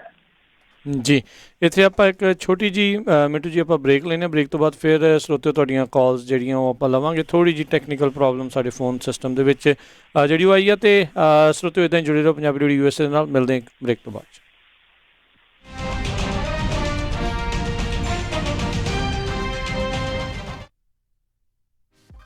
ਤੁਸੀਂ ਸੁਣ ਰਹੇ ਹੋ Punjabi radio USA KCVR 1570 AM Stockton Modesto, KOBO Yuba City 1450 AM, KIID Sacramento 1470 AM, KWRU Fresno 1300 AM, KLHC Bakersfield 1350 ਇਸ ਸਾਲ ਓਬਾਮਾ ਕੇਅਰ ਦੀਆਂ ਰੀਨਿਊਅਲਸ ਅਤੇ ਨਵੀਆਂ ਐਪਲੀਕੇਸ਼ਨਸ ਦਾ ਸਮਾਂ ਆ ਚੁੱਕਾ ਹੈ। ਅੱਜ ਹੀ ਆਪਣੀ ਓਬਾਮਾ ਕੇਅਰ ਕਵਰਡ ਕੈਲੀਫੋਰਨੀਆ ਨੂੰ ਰੀਨਿਊ ਕਰਾਉਣ ਦੇ ਲਈ ਨਵੀਂ ਐਪਲੀਕੇਸ਼ਨ ਭਰਨ ਦੇ ਲਈ ਕਾਲ ਕਰੋ Khalsa insurance agency 4082722500। Covered California ਦੇ ਸ਼ੁਰੂਆਤ ਤੋਂ ਲੈ ਕੇ ਹੁਣ ਤੱਕ ਹਜ਼ਾਰਾਂ ਹੀ ਕਸਟਮਰਸ ਦੀ ਮਦਦ ਕਰ ਚੁੱਕੇ ਹਨ। ਕਾਲ ਖਾਲਸਾ ਇੰਸ਼ੋਰੈਂਸ ਏਜੰਸੀ 4082722500। ਭਾਜੀ ਨਵੇਂ ਟਰੱਕ ਦੀਆਂ ਮੁਬਾਰਕਾਂ, ਬੜਾ ਸ਼ਾਨਦਾਰ ਆ। ਬਸ ਜੀ, ਕੱਲ ਹੀ ਸੈਲਮਾ ਟਰੱਕ ਐਂਡ ਟ੍ਰੇਲਰ ਸੇਲਜ਼ ਸੈਲਮੇ ਵਾਲਿਆਂ ਤੋਂ ਲੈ ਕੇ ਆਂਦਾ। ਉਹਨਾਂ ਨੇ ਇੰਨੀ ਵਧੀਆ ਡੀਲ ਦਿੱਤੀ, ਮੇਰੇ ਕੋਲੋਂ ਨਾ ਹੀ ਨਹੀਂ ਹੋਈ। ਤੁਹਾਡੇ ਪੁਰਾਣੇ ਟਰੱਕ ਦਾ ਕੀ ਬਣਿਆ? ਉਹਨੂੰ ਤਾਂ ਮੈਂ ਵਧੀਆ ਕੀਮਤ ਤੇ ਟ੍ਰੇਡ ਕਰ ਲਿਆ। ਮੈਂ ਵੀ ਨਵਾਂ ਟਰੱਕ ਲੈਣ ਬਾਰੇ ਸੋਚ ਰਿਹਾ ਆ। ਜਦੋਂ ਦੀਆਂ ELDਆਂ ਲੱਗੀਆਂ ਆ, ਡਰਾਈਵਰਾਂ ਦੀ ਤੇ ਕਮਾਈ ਨਹੀਂ ਹੁੰਦੀ। ਫੇਰ ਤਾਂ ਤੂੰ ਇਹਨਾਂ ਕੋਲ ਹੀ ਜਾ। ਇਹਨਾਂ ਕੋਲ ਟਰੱਕ ਐਂਡ ਟ੍ਰੇਲਰਸ ਦੀ ਬਹੁਤ ਵੱਡੀ ਇਨਵੈਂਟਰੀ ਆ, ਤੇ ਨਾਲੇ ਟਰੱਕ ਫੈਕਟਰੀ ਵਾਰੰਟੀ ਨਾਲ ਆਉਂਦੇ ਨੇ, ਕਿਉਂਕਿ ਇਹ ਟਰੱਕ ਬੈਂਕ ਜਾਂ ਆਕਸ਼ਨ ਤੋਂ ਨਹੀਂ ਲੈਂਦੇ। ਕੀ ਇਹਨਾਂ ਕੋਲ ਆਟੋਮੈਟਿਕ ਟਰੱਕ ਵੀ ਨੇ? ਓਏ ਬਹੁਤ ਨੇ, ਪਰ ਮੇਰਾ ਕ੍ਰੈਡਿਟ ਚੰਗਾ ਨਹੀਂ। ਉਹ ਫਿਕਰ ਨਾ ਕਰ, ਇਹਨਾਂ ਕੋਲ ਨੋ ਕ੍ਰੈਡਿਟ ਤੇ ਬੈਡ ਕ੍ਰੈਡਿਟ ਵਾਲਿਆਂ ਲਈ ਵੀ ਬਹੁਤ ਪ੍ਰੋਗਰਾਮ ਨੇ। ਹੋਰ ਡੀਲਰਾਂ ਵਾਂਗ $3-4 ਵਾਧੂ ਫੀਸਾਂ ਨਹੀਂ ਲਾਉਂਦੇ। ਫਿਰ ਤਾਂ ਮੈਂ ਕੱਲ ਹੀ ਜਾਣਾ ਆ।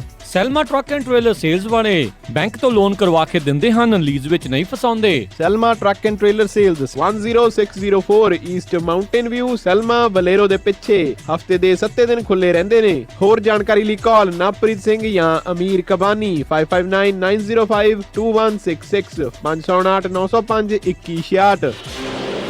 ਠਹਿਰੋ ਸਾਹਮਣੇ ਕਿਤੇ ਕੈਮਰਾ ਤਾਂ ਨਹੀਂ ਲੱਗਾ? ਓਏ ਇਹ ਕਿਹੜਾ ਵਿਸਟਾ HD ਸਰਵੇਲੈਂਸ ਵਾਲਿਆਂ ਦਾ ਕੈਮਰਾ? ਇਹਨੂੰ ਤਾਂ ਹੁਣੇ ਹੀ ਕੱਟਿਆ ਲੈ। ਜੀ ਹਾਂ, Vista HD surveillance security company, ਜਿਨ੍ਹਾਂ ਕੋਲ 20 ਸਾਲ ਤੋਂ ਵੀ ਵੱਧ ਦਾ ਤਜਰਬਾ, ਆਪਣੇ ਘਰਾਂ ਜਾਂ ਸਟੋਰਾਂ ਵਿੱਚ 4K ਕੁਆਲਿਟੀ ਦੇ ਕੈਮਰਿਆਂ ਵਾਲਾ ਸਰਵੇਲੈਂਸ ਸਿਸਟਮ ਲਗਾਉਣ ਦੇ ਲਈ, ਜਾਂ ਫਿਰ ਗੈਸ ਸਟੇਸ਼ਨ, ਲਿਕਰ ਸਟੋਰ ਜਾਂ ਕਿਸੇ ਵੀ ਤਰ੍ਹਾਂ ਦੇ ਬਿਜ਼ਨਸ ਦਾ ਸਾਈਨ ਲਗਵਾਉਣਾ ਹੋਵੇ ਤਾਂ ਅੱਜ ਹੀ ਕਾਲ ਕਰੋ ਸੁਖਪਾਲ ਹੋਰਾਂ ਨੂੰ 661 586 5080 661 586 5080।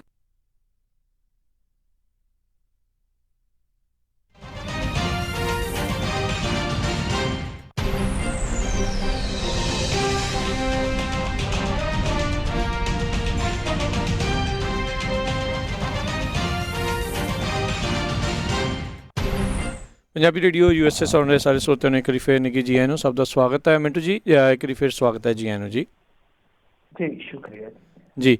ਤੇ ਆਪਣੇ ਅਗਲੇ ਕਾਲਰ ਆਪਣੇ ਨਾਲ ਜੁੜੇ ਹੋਏ ਨੇ ਦੀਸ਼ ਜੀ। ਸਤਿ ਸ਼੍ਰੀ ਅਕਾਲ ਜੀ।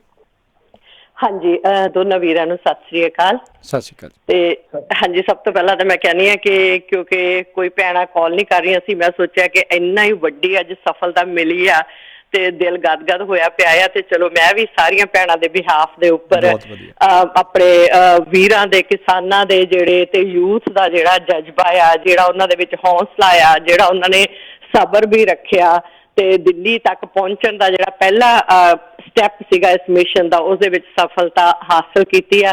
ਤੇ ਸਾਰੇ ਪੰਜਾਬੀਆਂ ਦਾ ਜਿਹੜਾ ਸਿਹਰਾ ਮਾਣ ਦੇ ਨਾਲ ਉੱਚਾ ਹੋ ਗਿਆ ਆ।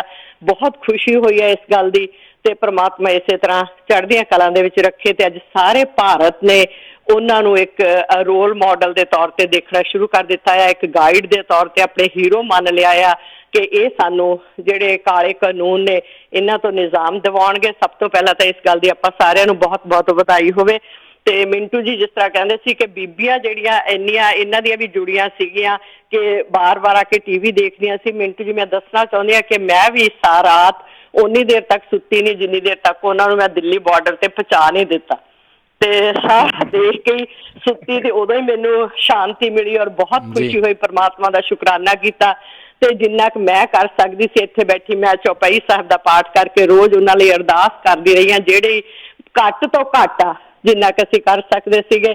ਤੇ ਬਾਕੀ ਮੈਂ ਕਹਿਣਾ ਚਾਹੁੰਦੀ ਹਾਂ ਕਿ ਦੇਖੋ ਮਿੰਟੂ ਜੀ, ਜਿਹੜਾ ਮੈਂ ਨਵਾਂ ਸਲੋਗਨ ਕਿਸਾਨ ਏਕਤਾ ਜਿੰਦਾਬਾਦ, ਕਿਸਾਨ ਮਜ਼ਦੂਰ ਏਕਤਾ ਜਿੰਦਾਬਾਦ, ਪਰ ਮੇਰੇ ਦਿਮਾਗ 'ਚ ਇੱਕ ਨਵਾਂ ਸਲੋਗਨ ਆ ਰਿਹਾ ਆ ਕਿ ਪੰਜਾਬ ਹਰਿਆਣਾ ਏਕਤਾ ਜਿੰਦਾਬਾਦ। ਜਿਹੜੀ ਇਹ ਸਦਭਾਵਨਾ ਪੈਦਾ ਹੋਈ ਆ ਪੰਜਾਬ ਤੇ ਹਰਿਆਣੇ ਦੇ ਵਿੱਚ, ਜੇ ਇਸ ਨੂੰ ਜਿਹੜਾ ਹੈ ਇਸੇ ਤਰ੍ਹਾਂ ਕਾਇਮ ਰੱਖਿਆ ਜਾਵੇ ਤਾਂ ਪੰਜਾਬ ਦੇ ਲਈ ਵੀ ਸੁਖਾਵਾਂ ਬਹੁਤ ਸੌਖਾ ਹੋ ਸਕਦਾ ਔਰ ਦੋਨਾਂ ਸੂਬਿਆਂ ਦੇ ਹਿੱਤ ਦੇ ਵਿੱਚ ਜਾ ਸਕਦਾ ਕਿ ਉਹਨਾਂ ਨੂੰ ਜਿਹੜੇ ਆਪਣੇ ਹੱਕ ਲੈਣੇ ਸੌਖੇ ਹੋ ਸਕਦੇ ਨੇ, ਦਿੱਲੀ ਤੱਕ ਪਹੁੰਚਣਾ ਸੌਖਾ ਹੋ ਸਕਦਾ ਆ। ਤੇ ਜਿਹੜੇ ਰਾਜਨੀਤਿਕ ਲੀਡਰ ਆ ਉਹਨਾਂ ਨੂੰ ਉਹ ਗੁੰਮਰਾਹ ਨਹੀਂ ਕਰ ਸਕਣਗੇ, ਵੰਡੀਆਂ ਨਹੀਂ ਪਾ ਸਕਣਗੇ। ਦੂਸਰੀ ਗੱਲ ਮੈਂ ਕਹਿਣਾ ਚਾਹੁੰਦੀ ਹਾਂ ਕਿ ਘਰ ਬੈਠੇ ਜਿਹੜੇ ਇੰਟਲੈਕਚੁਅਲ ਸੀਗੇ ਉਹਨਾਂ ਨੇ, ਮੈਂ ਦੇਖਦੀ ਰਹੀ ਹਾਂ ਜਿਸ ਤਰ੍ਹਾਂ ਤੁਸੀਂ ਦੱਸਿਆ ਕਿ ਬਹੁਤ ਸੋਹਣੇ ਆਈਡੀਆਜ਼ ਜਿਹੜੇ ਨੇ ਉਹ ਦਿੰਦੇ ਰਹੇ ਨੇ, ਜਿਹੜੇ ਦਿੱਲੀ ਪਹੁੰਚ ਗਏ ਸੀ ਕਿ ਇਹ ਕਰੋ, ਇਹ ਨਾ ਕਰਿਓ, ਅੰਦਰ ਨਾ ਵੜਿਓ, ਬਾਹਰੋਂ ਘੇਰਾਬੰਦੀ ਕਰੋ। ਤੇ ਮੈਂ ਚਾਹੁੰਦੀ ਹਾਂ ਕਿ ਇਹ ਸਾਰਾ ਕੁਛ ਜਿਹੜਾ ਆ ਉਹ ਜਿਹੜੇ ਇੰਟਲੈਕਚੁਅਲ ਘਰ ਬੈਠੇ ਨੇ ਜਿਨ੍ਹਾਂ ਦੇ ਕੋਲੇ ਕੋਈ ਬਹੁਤ ਵਧੀਆ ਆਈਡੀਆਜ਼ ਆਉਂਦੇ ਨੇ, ਇਹ ਗਾਈਡੈਂਸ ਆਪਣੀ ਜਿਹੜੀ ਆ ਉਹ ਜਾਰੀ ਰੱਖਣ, ਉਹਨਾਂ ਨੂੰ ਵਧੀਆ ਵਧੀਆ ਆਈਡੀਆਜ਼ ਜਿਹੜੇ ਨੇ ਉਹ ਦਿੰਦੇ ਰਹਿਣ ਕਿ ਕਿਵੇਂ ਇਸ ਮਿਸ਼ਨ ਨੂੰ ਫਤਿਹ ਕੀਤਾ ਜਾ ਸਕਦਾ ਹੈ ਆਪਣਾ ਘੱਟ ਤੋਂ ਘੱਟ ਨੁਕਸਾਨ ਕਰਵਾ ਕੇ। ਤੇ ਬਾਕੀ ਤੁਹਾਡਾ ਵੀ ਮਿੰਟੂ ਜੀ ਬਹੁਤ ਧੰਨਵਾਦ। ਤੇ ਜਿਹੜੇ ਪੰਜਾਬੀ ਨੇ, ਨੌਜਵਾਨ ਨੇ, ਅਸੀਂ ਜਗਾਉਣ ਦੀ ਬੜੀ ਕੋਸ਼ਿਸ਼ ਕੀਤੀ ਸਾਲਾਂ ਤੋਂ, ਬੜਾ ਕਿਹਾ ਆਹ ਕਰੋ ਆਹ ਕਰੋ, ਉਹ ਨਹੀਂ ਜਾਗੇ।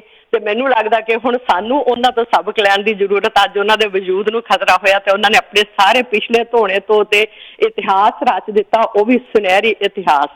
ਥੈਂਕ ਯੂ ਮਿੰਟੂ ਜੀ ਐਂਡ ਰਾਜ ਸ਼ਰਨਪ੍ਰੀਤ ਜੀ ਤੇ ਪੰਜਾਬੀ ਰੇਡੀਓ ਦਾ ਮੈਨੂੰ ਟਾਈਮ ਦੇਣ ਲਈ। ਸਤਿ ਸ੍ਰੀ ਅਕਾਲ। ਸਤਿ ਸ੍ਰੀ ਅਕਾਲ। ਥੈਂਕਸ ਭੈਣ ਜੀ। ਦੇਖੋ ਗੱਲ ਇਹ ਆ ਕਿ ਬੀਬੀਆਂ ਦਾ ਇਸ ਲਹਿਰ ਦੇ ਵਿੱਚ ਬਹੁਤ ਵੱਡਾ ਰੋਲ ਰਿਹਾ। ਤੁਸੀਂ ਅੰਦਾਜ਼ਾ ਲਾ ਲਓ ਕਿ ਜੋ ਉਗਰਾਹੀ ਤੱਕ ਕੀਤੀ ਗਈ ਹੈ, ਚਾਹੇ ਉਹ ਰਸਦ ਦੀ ਹੋਵੇ ਚਾਹੇ ਰਕਮ ਦੀ ਹੋਵੇ, ਬੀਬੀਆਂ ਨੇ ਪਿੰਡਾਂ ਚੋਂ ਕੀਤੀ ਆ। ਮੈਂ ਖੁਦ ਉਹਨਾਂ ਨੂੰ ਲੰਗਰ ਪਕਾਉਂਦਿਆਂ, ਵਾਰਾਂ ਗਾਉਂਦਿਆਂ, ਘੋੜੀਆਂ ਗਾਉਂਦਿਆਂ ਸੁਣਿਆ। ਕੱਲ ਵੀ ਅਸੀਂ ਜਦੋਂ ਉੱਥੇ ਗਏ, ਚਲੋ ਮੈਂ ਜੋ ਵੀ ਤੁਹਾਡਾ ਦਿੱਤਾ ਜਾਂ ਪ੍ਰਮਾਤਮਾ ਦਾ ਦਿੱਤਾ ਜੋ ਵੀ ਹੈ, ਉਹਦੇ 'ਚੋਂ ਮੈਂ ਦਸਵੰਧ ਕੱਢਣ ਗਿਆ ਜਦ ਉੱਥੇ ਤਾਂ ਸਾਈਡ 'ਤੇ, ਤਾਂ ਉਸ ਟਾਈਮ ਬੀਬੀਆਂ ਜਿਹੜੀਆਂ ਉੱਥੇ ਢਾਡੀ ਲੱਗੇ ਸੀਗੇ ਉਹਨਾਂ ਨੂੰ ਵੀ ਦੇ ਰਹੀਆਂ ਸਨ ਤੇ ਨਾਲ ਕੰਟਰੀਬਿਊਸ਼ਨ ਵੀ ਕਰ ਰਹੀਆਂ ਸਨ। ਤਾਂ ਸੱਚ ਜਦ ਉੱਥੇ ਉਹ ਲੋਕ ਬੀਬੀਆਂ ਜਾਂ ਜਿਹੜੇ ਬਹੁਤ ਗਰੀਬ ਲੋਕ ਆ, ਜਦੋਂ ਉਹਨਾਂ ਦੇ 10-10 ਰੁਪਏ ਕੁਛ ਲੋਕਾਂ ਦੇ ਦੇਖੇ ਮੈਂ, ਤਾਂ ਮੈਨੂੰ ਸੱਚ ਜਾਣਿਓ ਜੋ ਮੈਂ ਦਿੱਤਾ ਕੰਟਰੀਬਿਊਸ਼ਨ ਮੈਂ ਦੱਸਣਾ ਨਹੀਂ ਚਾਹੂੰਗਾ ਤੇ ਮੈਂ ਤਾਂ ਇਹ ਵੀ ਨਹੀਂ ਦੱਸਣਾ ਚਾਹੁੰਦਾ, ਗੱਲ ਨਿਕਲ ਆਈ ਹੈ ਤਾਂ ਮੈਂ ਆਪਣੇ ਆਪ ਨੂੰ ਬੌਣਾ ਮਹਿਸੂਸ ਕੀਤਾ ਉਹਨਾਂ ਦੇ ਮੁਕਾਬਲੇ। ਤਾਂ ਐਸੀ ਕਿਉਂਕਿ ਉਹਨਾਂ ਦਾ ਜਜ਼ਬਾ ਹੈ, ਉਹਨਾਂ ਦਾ ਜੋਸ਼ ਹੈ, ਉਹਨਾਂ ਦੀ ਇੱਕ ਲਗਨ ਹੈ, ਉਹਨਾਂ ਦੀ ਇੱਕ ਐਸੀ ਬਿਰਤੀ ਆ ਜਿਹਨੂੰ ਅਸੀਂ ਦੇਖ ਕੇ ਗਦ-ਗਦ ਹੋ ਸਕਦੇ ਹਾਂ ਕਿ ਐਸੀ ਬਿਰਤੀ ਆ ਕਿ ਉਹਨਾਂ ਨੂੰ ਪਤਾ ਹੀ ਨਹੀਂ ਹੈ ਕਿ ਜ਼ਿੰਦਗੀ ਮੌਤ ਦੇ ਵਿਚਾਲੇ ਦਾ ਸਾਡਾ ਜਿਹੜਾ ਫਰਕ ਹੈ ਉਹ ਮਿਟ ਚੁੱਕਾ ਵਾ, ਕਿ ਅਸੀਂ ਜਾ ਰਹੇ ਸਾਡੇ ਨਾਲ ਕੁਛ ਵੀ ਹੋ ਸਕਦਾ। ਸੋ ਬੀਬੀਆਂ ਦਾ ਬਹੁਤ ਮਹੱਤਵਪੂਰਨ ਰੋਲ ਆ। ਮੈਂ ਸਮਝਦਾ ਕਿ ਉਹ ਜਿਵੇਂ ਕਿਹਾ ਸੀਗਾ ਨਾ, ਮਾਈਆਂ ਰੱਬ ਰਜਾਈਆਂ ਅੱਜ ਤਾਂ ਉਹ ਜਿਹੜਾ ਵਾਕਿਆ ਹੀ ਇਸ ਲਹਿਰ ਦੇ ਵਿੱਚ ਘੱਟੋ ਘੱਟ ਦੇਖਣ ਨੂੰ ਮਿਲਿਆ ਕਿ ਬਸੰਤੀ ਚੁੰਨੀਆਂ, ਉਹਨਾਂ ਦੀ ਜੋ ਇੱਕ ਭਾਵਨਾ ਇਸ ਲਹਿਰ ਦੇ ਨਾਲ ਜੁੜੀ ਹੈ, ਉਹਨਾਂ ਨੇ ਗਦ-ਗਦ ਕਰ ਦਿੱਤਾ, ਵਾਕਿਆ ਗਦ-ਗਦ ਕਰ ਦਿੱਤਾ ਸਭ ਨੂੰ।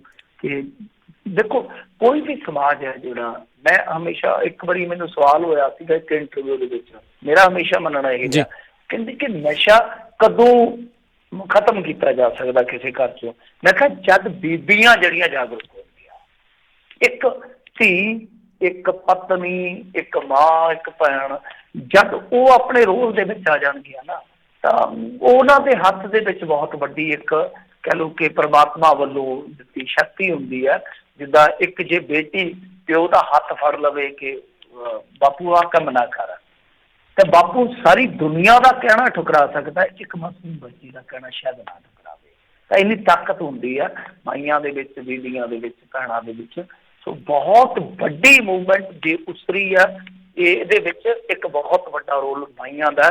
ਤੇ ਮੈਂ ਜਿਵੇਂ ਕਿਹਾ ਕਿ ਸਾਰੀਆਂ ਮਾਈਆਂ ਸੜਕਾਂ ਤੇ ਨਹੀਂ, ਪਰ ਸੱਚ ਪੁੱਛੋ ਸਾਰੀਆਂ ਮਾਈਆਂ ਪਿੱਛੇ ਵੀ ਨਹੀਂ ਹੈ। ਸਾਡੀਆਂ ਆਪਣੀਆਂ ਮਾਈਆਂ, ਜਿੱਦਾਂ ਮੇਰੀ ਬੇਬੇ ਘੜੀ ਮੁੜੀ ਹੈ ਮਿੰਟੂ ਕਿੱਥੇ ਕੁ ਪਹੁੰਚ ਗਏ, ਕਿੱਥੇ ਕੁ ਪਹੁੰਚ ਗਏ, ਤੇ ਮੈਂ ਕਿਹਾ ਕਿ ਇੱਕ ਟਰਾਲੀ 'ਚ ਬੇਬੇ ਤੂੰ ਹੀ ਬੈਠ ਜਾਣਾ ਸੀ, ਆਪੇ ਜਾ ਕੇ ਦੇਖ ਲੈਂਦੀ। ਸੋ ਐਸਾ ਮਾਹੌਲ ਮੈਂ ਆਪਣੀ ਜ਼ਿੰਦਗੀ 'ਚ ਕਦੇ ਨਹੀਂ ਦੇਖਿਆ।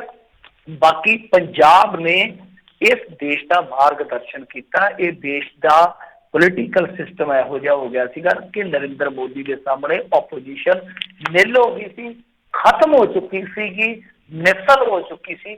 ਘੱਟੋ ਘੱਟ ਹਲੂਣਾ ਦਿੱਤਾ ਕਿ ਅਸੀਂ ਕਰ ਸਕਦੇ ਹਾਂ 2% ਹੀ, ਜਿਹਨਾਂ ਨੂੰ ਕਹਿੰਦੇ ਪੰਜਾਬੀਆਂ ਨੂੰ, ਤਾਂ ਫਿਰ ਤੁਹਾਨੂੰ ਕੀ ਮਰੇ ਪਈ ਹੈ। ਜੀ ਬਿਲਕੁਲ। ਤੇ ਆਪਾਂ ਅਗਲੇ ਕਾਲਰਸ ਲੈਣੇ ਆਪਣੇ ਨਾਲ ਜੁੜੇ ਨੇ ਜੀ। ਸੁਚਪਾਲ ਸਿੰਘ ਜੀ, ਸਤਿ ਸ੍ਰੀ ਅਕਾਲ ਜੀ ਸਾਰਿਆਂ ਨੂੰ। ਸਤਿ ਸ਼੍ਰੀ ਅਕਾਲ ਜੀ। ਏਦਾਂ ਜੀ ਆਪਣੇ ਪਰਿਵਾਰ ਵੱਲੋਂ ਦੱਸਣ, ਆਵਾਜ਼ ਕੱਟ ਰਹੀ ਹੈ ਜੀ ਤੁਹਾਡੀ, ਆਵਾਜ਼ ਕੱਟ ਰਹੀ ਹੈ ਜੀ। ਮੈਂ ਕਿਹਾ ਜੀ ਇਸ ਐਜੀਟੇਸ਼ਨ ਚੋਂ ਹੋਰ ਕੁਝ ਲੱਭੇ ਨਾ ਲੱਭੇ, ਪਰ ਜੋ ਪਿਛਲੇ 5 ਸਾਲਾਂ 'ਚ ਸਾਡੀ ਨੌਜਵਾਨੀ ਨੂੰ ਸਕੂਲ ਪ੍ਰਚਾਰ ਕਰਕੇ ਭੰਡਿਆ ਜਾ ਰਿਹਾ ਸੀਗਾ, ਅੱਜ ਇਹ ਪਤਾ ਲੱਗ ਗਿਆ ਵੀ ਸਾਡੀ ਪੰਜਾਬ ਜਵਾਨੀ ਖਤਮ ਨਹੀਂ ਹੋਈ। ਸਾਡੇ ਪੰਜਾਬ ਨੂੰ ਹੁਣ ਸੱਤੀ ਵਾਲ ਨਹੀਂ ਲੱਗ ਸਕਦੀ। ਥੈਂਕ ਯੂ, ਧੰਨਵਾਦ ਜੀ। ਜੀ ਮੇਰੀ ਬੇਨਤੀ ਹੈ ਤੁਸੀਂ ਚੁੱਪ ਕਰੋ। ਤੁਹਾਡੇ ਜਿਹੜੇ ਹੰਝੂ ਹੈ ਨਾ, ਮੇਰੇ ਖਿਆਲ ਦੇ ਨਾਲ ਉਹ ਇੱਕ ਭਾਵੁਕ ਭਾਵਨਾ ਦੇ ਤਹਿਤ ਨੇ, ਜਜ਼ਬਾਤਾਂ ਦੇ ਤਹਿਤ ਨੇ, ਔਰ ਆਹੀ ਚੀਜ਼ ਆ। ਮੈਂ ਖੁਦ ਕਈ ਵਾਰ ਭਾਵੁਕ ਹੋ ਜਾਂਦਾ। ਤਾਂ ਇਹ ਨਹੀਂ ਆਪਾਂ ਰੱਖਣੇ, ਇਹਨਾਂ ਨੂੰ ਆਪਾਂ ਤੇਜ਼ਾਬ ਬਣਾ ਕੇ ਚੱਲਣਾ ਹੈ। ਸਮਝ ਲਓ ਤੇਜ਼ਾਬ ਬਣਾ ਕੇ ਚੱਲਣਾ। ਜਿਹੜੀ ਚੀਜ਼ ਸਾਨੂੰ ਕੱਟੇਗੀ ਅਸੀਂ ਉਹਨੂੰ ਜਾਲ ਦਿਆਂਗੇ। ਇਹ ਤੇਜ਼ਾਬ ਰੱਖੋ, ਇਹਨੂੰ ਅੱਖਾਂ 'ਚੋਂ ਨਾਲ ਡੁੱਲਣ ਦਿਓ। ਤੇ ਬਹੁਤ ਮੈਂ ਤਾਂ ਹੈਰਾਨ ਆ ਕਿ ਤੁਸੀਂ ਦੇਖੋ ਜਜ਼ਬਾਤੀ ਤੌਰ ਤੇ ਕਿੰਨਾ ਜੁੜੇ ਹੋ ਆਪਣੀ ਮਿੱਟੀ ਦੇ ਨਾਲ। ਵਾਕਿਆ ਸਾਡੇ ਯੂਥ ਨੇ ਤਾਂ ਸਪਾਈਡਰਮੈਨ ਦੀ ਤਰ੍ਹਾਂ, ਇੱਕ ਮੁੰਡੇ ਦੀ, ਉਹ ਤਾਂ ਚਲੋ ਹੀਰੋ ਬਣ ਗਿਆ ਨਵਦੀਪ ਅੰਬਾਲੇ ਵਾਲਾ, ਇੱਕ ਮੁੰਡੇ ਹੋਰ ਦੀ ਵੀਡੀਓ ਮੈਂ ਦੇਖੀ ਆ, ਬਰੋਬਰ ਟਰੱਕ ਕਰਕੇ ਜਿਹੜਾ ਵਾਟਰ ਕੈਨਨ ਸੀਗਾ ਉਹ ਛਲਾਂਗ ਮਾਰਦਾ, ਵਾਟਰ ਕੈਨਨ ਤੇ ਛਾਲ ਮਾਰਦਾ ਸਪਾਈਡਰਮੈਨ ਦੀ ਤਰ੍ਹਾਂ, ਤੇ ਉੱਥੇ ਪਹੁੰਚ ਕੇ ਉਹ ਜਿਹੜਾ ਸਿਪਾਹੀ ਸੀਗਾ ਮੌਕੇ ਤੇ ਮੌਜੂਦ, ਉਹਨੂੰ ਮਾਰ ਕੇ ਧੱਕਾ ਉਹਦਾ ਰੁੱਖ ਬਦਲ ਦਿੰਦਾ। ਸਾਡਾ ਇੱਕ ਨੌਜਵਾਨ, ਗੁਰਸਿੱਖ ਨੌਜਵਾਨ, ਮੈਂ ਕਹਿੰਦਾ ਸੈਂਕੜੇ ਪੁਲਿਸ ਵਾਲਿਆਂ ਦੇ ਵਿੱਚੋਂ ਇੱਕ ਟਰਾਲੇ ਤੇ ਚੜ ਜਾਂਦਾ ਹੈ, ਜਿਹਨੂੰ ਲਾਇਆ ਗਿਆ ਸੀਗਾ ਬੈਰੀਕੇਡ ਦੇ ਤੌਰ ਤੇ, ਤਾਂ ਉਹਦੇ ਵਿੱਚ ਬੈਠ ਕੇ ਉਹਨੂੰ ਸਟਾਰਟ ਕਰਕੇ ਜਦੋਂ ਉਹਦੇ ਆਲੇ ਦੁਆਲੇ ਡਾਂਗਾਂ ਬਹੁਤ ਵੱਜਦੀਆਂ, ਉਹ ਵਿੱਚ ਛਾਲ ਮਾਰ ਦਿੰਦਾ। ਕਮਾਲ ਦੀ ਗੱਲ ਹੈ। ਮੈਂ ਕਹਿੰਦਾ ਕਿ ਐਸੇ ਸੀਨ ਦੇਖੇ ਨੇ ਮੈਂ ਖੁਦ ਉੱਥੇ ਜਾ ਕੇ। ਜਦੋਂ ਕੱਲ ਡਬਲ ਹੀ ਅਸੀਂ ਗਏ ਤਾਂ ਉਹ ਕਹਿੰਦੇ ਕਿ ਅਸੀਂ ਨਹੀਂ ਜੀ ਨਾਕਾ ਨਹੀਂ ਤੋੜਨਾ। ਤੇ ਜਿਹੜੇ ਉਹ ਨੌਜਵਾਨ ਸੀ ਜਿਨ੍ਹਾਂ ਨਾਲ ਮੈਂ ਗੱਲ ਕਰ ਰਿਹਾ ਸੀਗਾ, ਉਹ ਕਹਿੰਦੇ ਕਿ ਵੀਰੇ ਅਸੀਂ ਮਰਨ ਆਏ ਹਾਂ, ਅਸੀਂ ਮਰਨ ਆਏ ਹਾਂ। ਸੱਚ ਜਾਣੋ, ਅਸੀਂ ਬਹੁਤ ਬਦਨਾਮ ਹੋ ਚੁੱਕੇ ਹਾਂ ਕਿ ਸਾਡੇ ਪੱਲੇ ਕੱਖ ਨਹੀਂ ਹੈ, ਇਹਨਾਂ ਦਾ ਇਤਿਹਾਸ ਬਹੁਤ ਵੱਡਾ ਸੀ, ਵਿਰਾਸਤ ਬਹੁਤ ਵੱਡੀ ਸੀ, ਅਸੀਂ ਉਹ ਦਾਗ ਵੀ ਮਿਟਣਾ ਹੈ। ਜੀ ਦੇਖੋ ਭਾਵਨਾ, ਉਹ ਕਹਿੰਦੇ ਕਿ ਅਸੀਂ ਉਹ ਦਾਗ ਵੀ ਮਿਟਣਾ ਹੈ। ਸੋ ਇਸ ਕਰਕੇ ਅਸੀਂ ਇਹਨਾਂ ਦਾ ਕਹਿਣਾ ਵੀ ਮੰਨਣਾ ਹੈ, ਤਾਂ ਪਰ ਅਸੀਂ ਉਹ ਦਾਗ ਵੀ ਮਿਟਣਾ। ਇਹਨਾਂ ਨੂੰ ਚਾਹੀਦਾ ਕਿ ਸਾਡੀ ਭਾਵਨਾ ਨੂੰ ਸਮਝਣ। ਤਾਂ ਵਾਕਿਆ ਯੂਥ ਦਾ ਵੀ ਇੱਕ ਵੱਖਰਾ, ਮੈਂ ਕਹਿੰਦਾ ਕਿ ਅਕਸ ਸਾਡੇ ਸਾਹਮਣੇ ਆਇਆ, ਔਰ ਇਸ ਅਕਸ ਨੂੰ ਸਲਾਮ ਹੈ, ਸਿਜਦਾ।